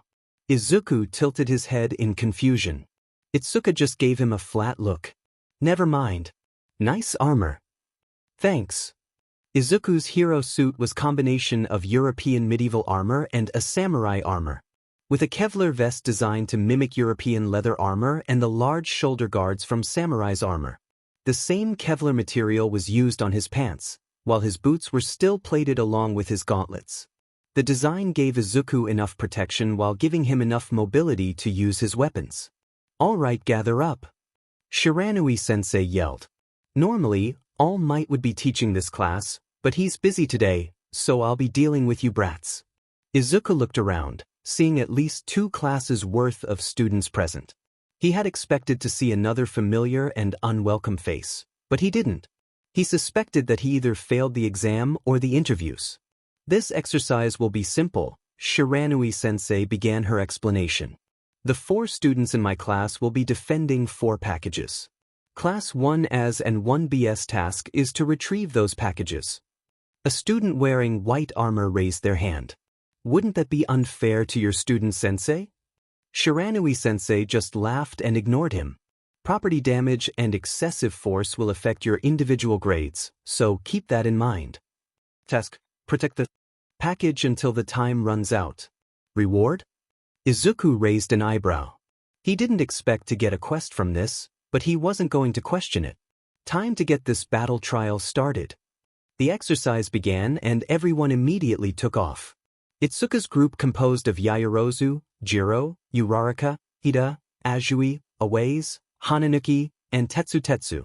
Todoroki was also tailing them from a distance. With Jiro acting as their scout, they went on a search for the members of Class 1N. Preferably, Itsuka wanted to find the other three and not Izuku. She was well aware of what Izuku was capable of, and he's the last person she wanted to face. There's someone alone in the building, Jiro informed them as she pulled out her jacks from the ground. Before Itsuka's group could even react, Todoroki passed them and headed to the entrance of the building. But what greeted them was a shogun with a flaming sword. With a powerful swing, an explosion erupted that forced them all back. Todoroki responded by creating a glacier, but the glacier suddenly vanished, revealing which member of Class 1N they encountered. Yui Kodai stood beside the flaming shogun with a chunk of ice in her hands, and then she got into a throwing stance. Itsuka's eyes widened. Retreat! Kodai threw the chunk of ice. It grew. In a short moment, Izuku found himself on the rooftop of one of the mock buildings. The package he was supposed to protect was a metal briefcase with the phrase, "Important package," written on it. How should I do this? Izuku muttered as he observed the surrounding area. Considering his situation, it'll probably take a while before he's found if he just stayed where he was. The other classes weren't given their locations, and they'll need to split up to cover more ground if they wanted to find us inside this giant mock city. During the entrance exam, he remembered seeing someone creating multiple ears using their mutation-type quirk. While in the observation room, Izuku also spotted a woman with earphone jacks on her ears. That puts at least 2 students capable of scouting. I'll need to do some scouting of my own. A book appeared in Izuku's hand, and then it began to flip through the pages by itself. Once it stopped, the page began to glow and turned into an eagle with flaming wings. Not very subtle, but you're my only scout. The eagle squawked before taking off into the sky. Within seconds, the eagle was already out of sight. With nothing else to do, Izuku just watched from the edge of the roof. After about 10 minutes, he saw an explosion in the distance. A massive glacier followed the explosion, and then the glacier suddenly vanished out of existence. Only for it to reappear once again. What the F dash? Take cover! Kirishima yelled as a spear was shot through a building. How is this legal? Kaminari exclaimed as he ducked under a table. We're going to die, he yelled as another spear shot through a building. I got this, bro. Kirishima charged into the building, only to get thrown out a few seconds later by a woman with glasses. Fewer than I expected, she commented as she twirled the giant hammer in her hands like it didn't weigh anything. Capture them.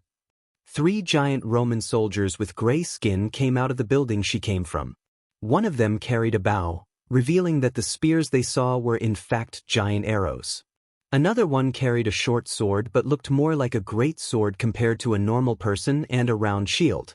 The last soldier had no weapons and just carried a giant box strapped to its back like a backpack. The soldier with a sword charged.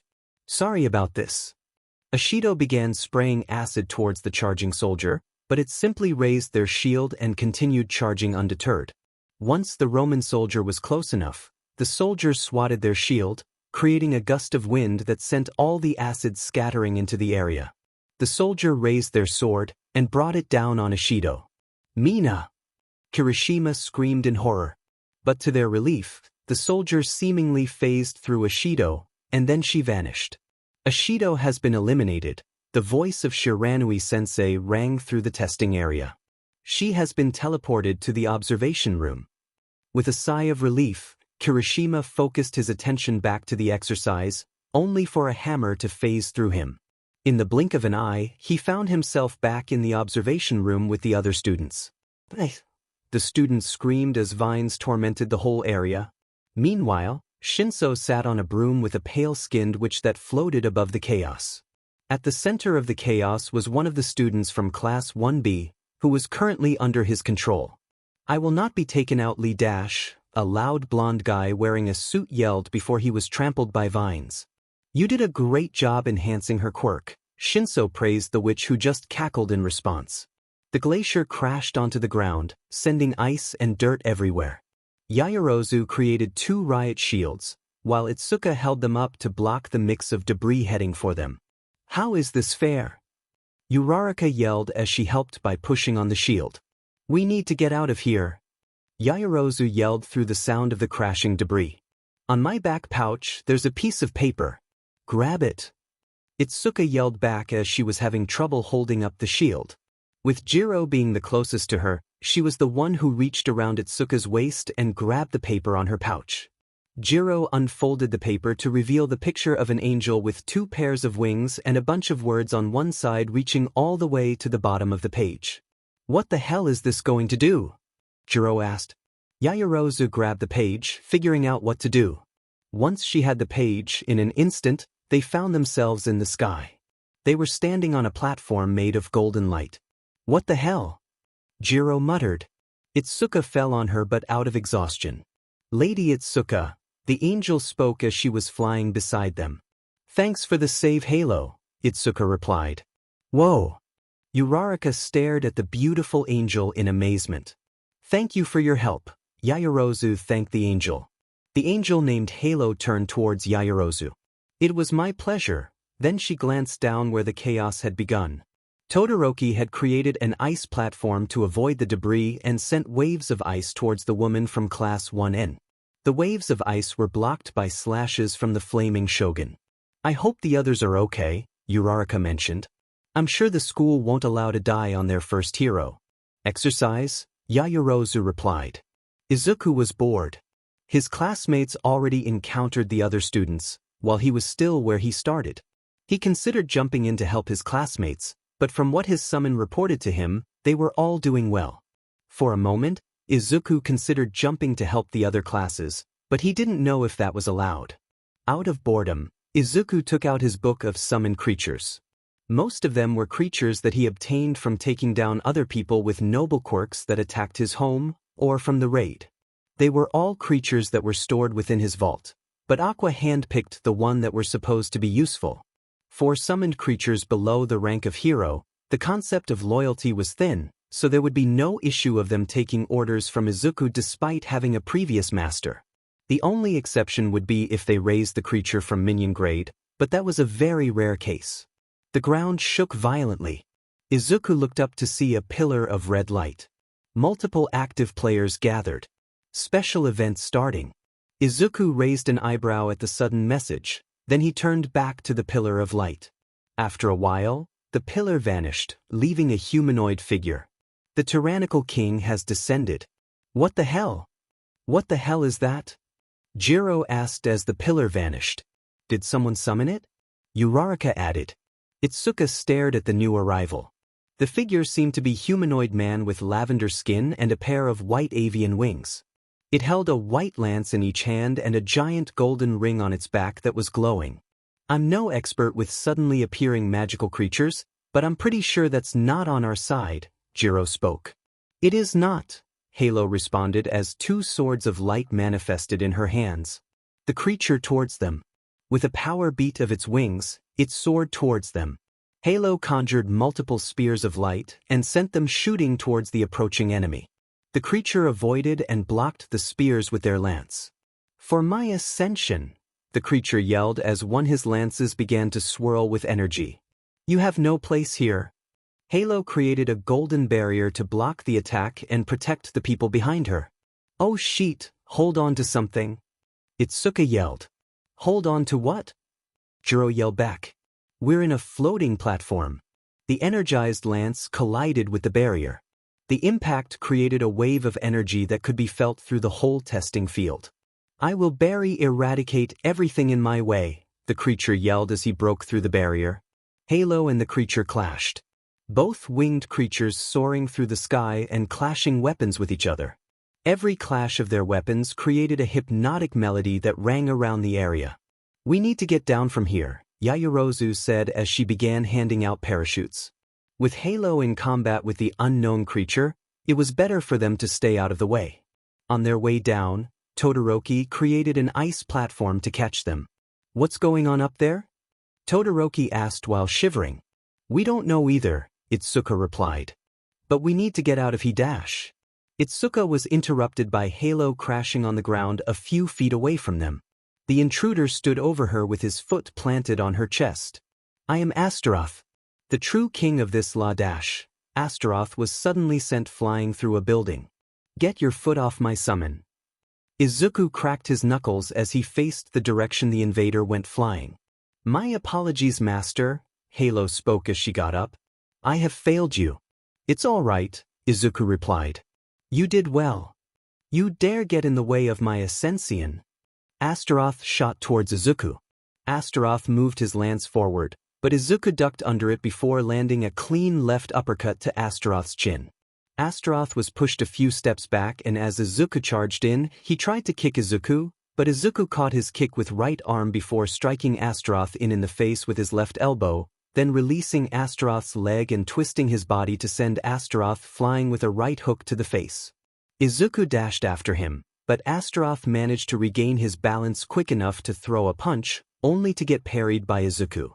Astaroth threw another punch that Izuku avoided by turning to the side and leaned back to avoid an uppercut from Astaroth. Izuku fought back with a left and right jab that hit Astaroth in the face. Rah! Astaroth threw a wild right hook, but Izuku easily avoided it by leaning back and countered with a left-right-left punch to Astaroth's gut, and then used the momentum to spin and land a powerful backhand to the intruder's head. Astaroth took several steps back before falling to his knees. Izuku began walking towards him, and as he got close enough, a lance appeared in Astaroth's hand. Die! Astaroth yelled as he tried to stab Izuku, only for him to catch the lance with his right hand. You're not even close to ascension, Izuku said before crushing the lance in his hand. Rah! Izuku yelled as he drove his fist through Astaroth's chest. In the background, Mira-sensei arrived just as Astaroth turned to fragments of light and only left a book page in Izuku's hand. How did you all like my special ability? Mira-sensei said as the students gathered once again in the observation room. Fatal recall. It allows me to mark someone, and if they receive a fatal injury within 24 hours, they will return to where they received the mark. I thought I was going to die, a blonde with a black streak on his hair yelled. Technically you did, Mira-sensei replied. It was clear that the majority of the students were in shock of what they just experienced. Most of them truly believed that they were going to die during the exercise, but Izuku had to admit, an ability like that is useful. Granted that it likely didn't work in the user, but it ensured the safety of others. As for the intruder, details would be explained by your homeroom teachers tomorrow, Mira-sensei stated. Go get changed. Class dismissed. Izuku noticed that Mira-sensei avoided the topic regarding the sudden quest that could have caused a disaster during the training exercise. That was backed by the fact that his classmates from Class 1N was in a worse state despite not encountering the hero-ranked summon creature. They were well aware what could have happened. They knew how much damage a summon creature of that level could do. If Izuku wasn't there, they would have needed to face a hero-ranked using only a couple of elite-ranked creatures. As they were heading to the changing rooms, Izuku decided to take a detour on the way. Mr. Midoriya, what can I do for you? Nizu asked. We both know you already know the answer to that, Izuku said as he took a seat on one of the couches in the office. I can't say I have all the answers, Mr. Midoriya, Nizu replied. Especially regarding noble-type quirks. But do ask away. Is it happening everywhere else? Nizu nodded. But reports say only elite-ranked creatures are appearing, Nizu revealed. It's likely linked to the strength of the players in the area, Izuku stated, referring to the noble quirk users as players. It probably takes the average strength. Likely. It seems we're lucky to have you here, Mr. Midoriya. You need to make changes to your curriculum, Izuku stated before getting up. We don't know what might pop up next. When he left Nizu's office, he ran into All Might and Eraser. They didn't seem to recognize him as they walked past each other.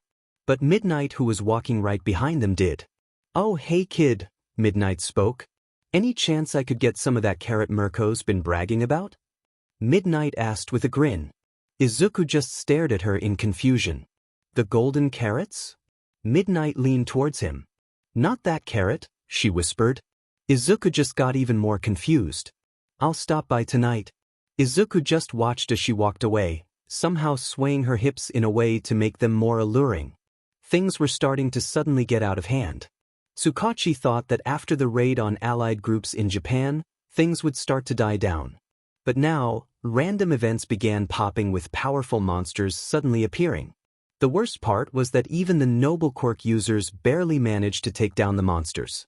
What the hells is happening in this world? Tsukachi rubbed his forehead in frustration.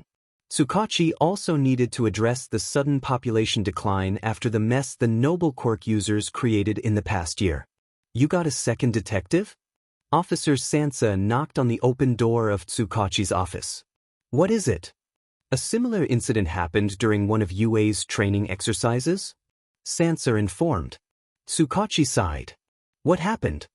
They said in the report that a hero ranked appeared, but was swiftly taken care of by a student. Tsukachi listened with a mix of confusion.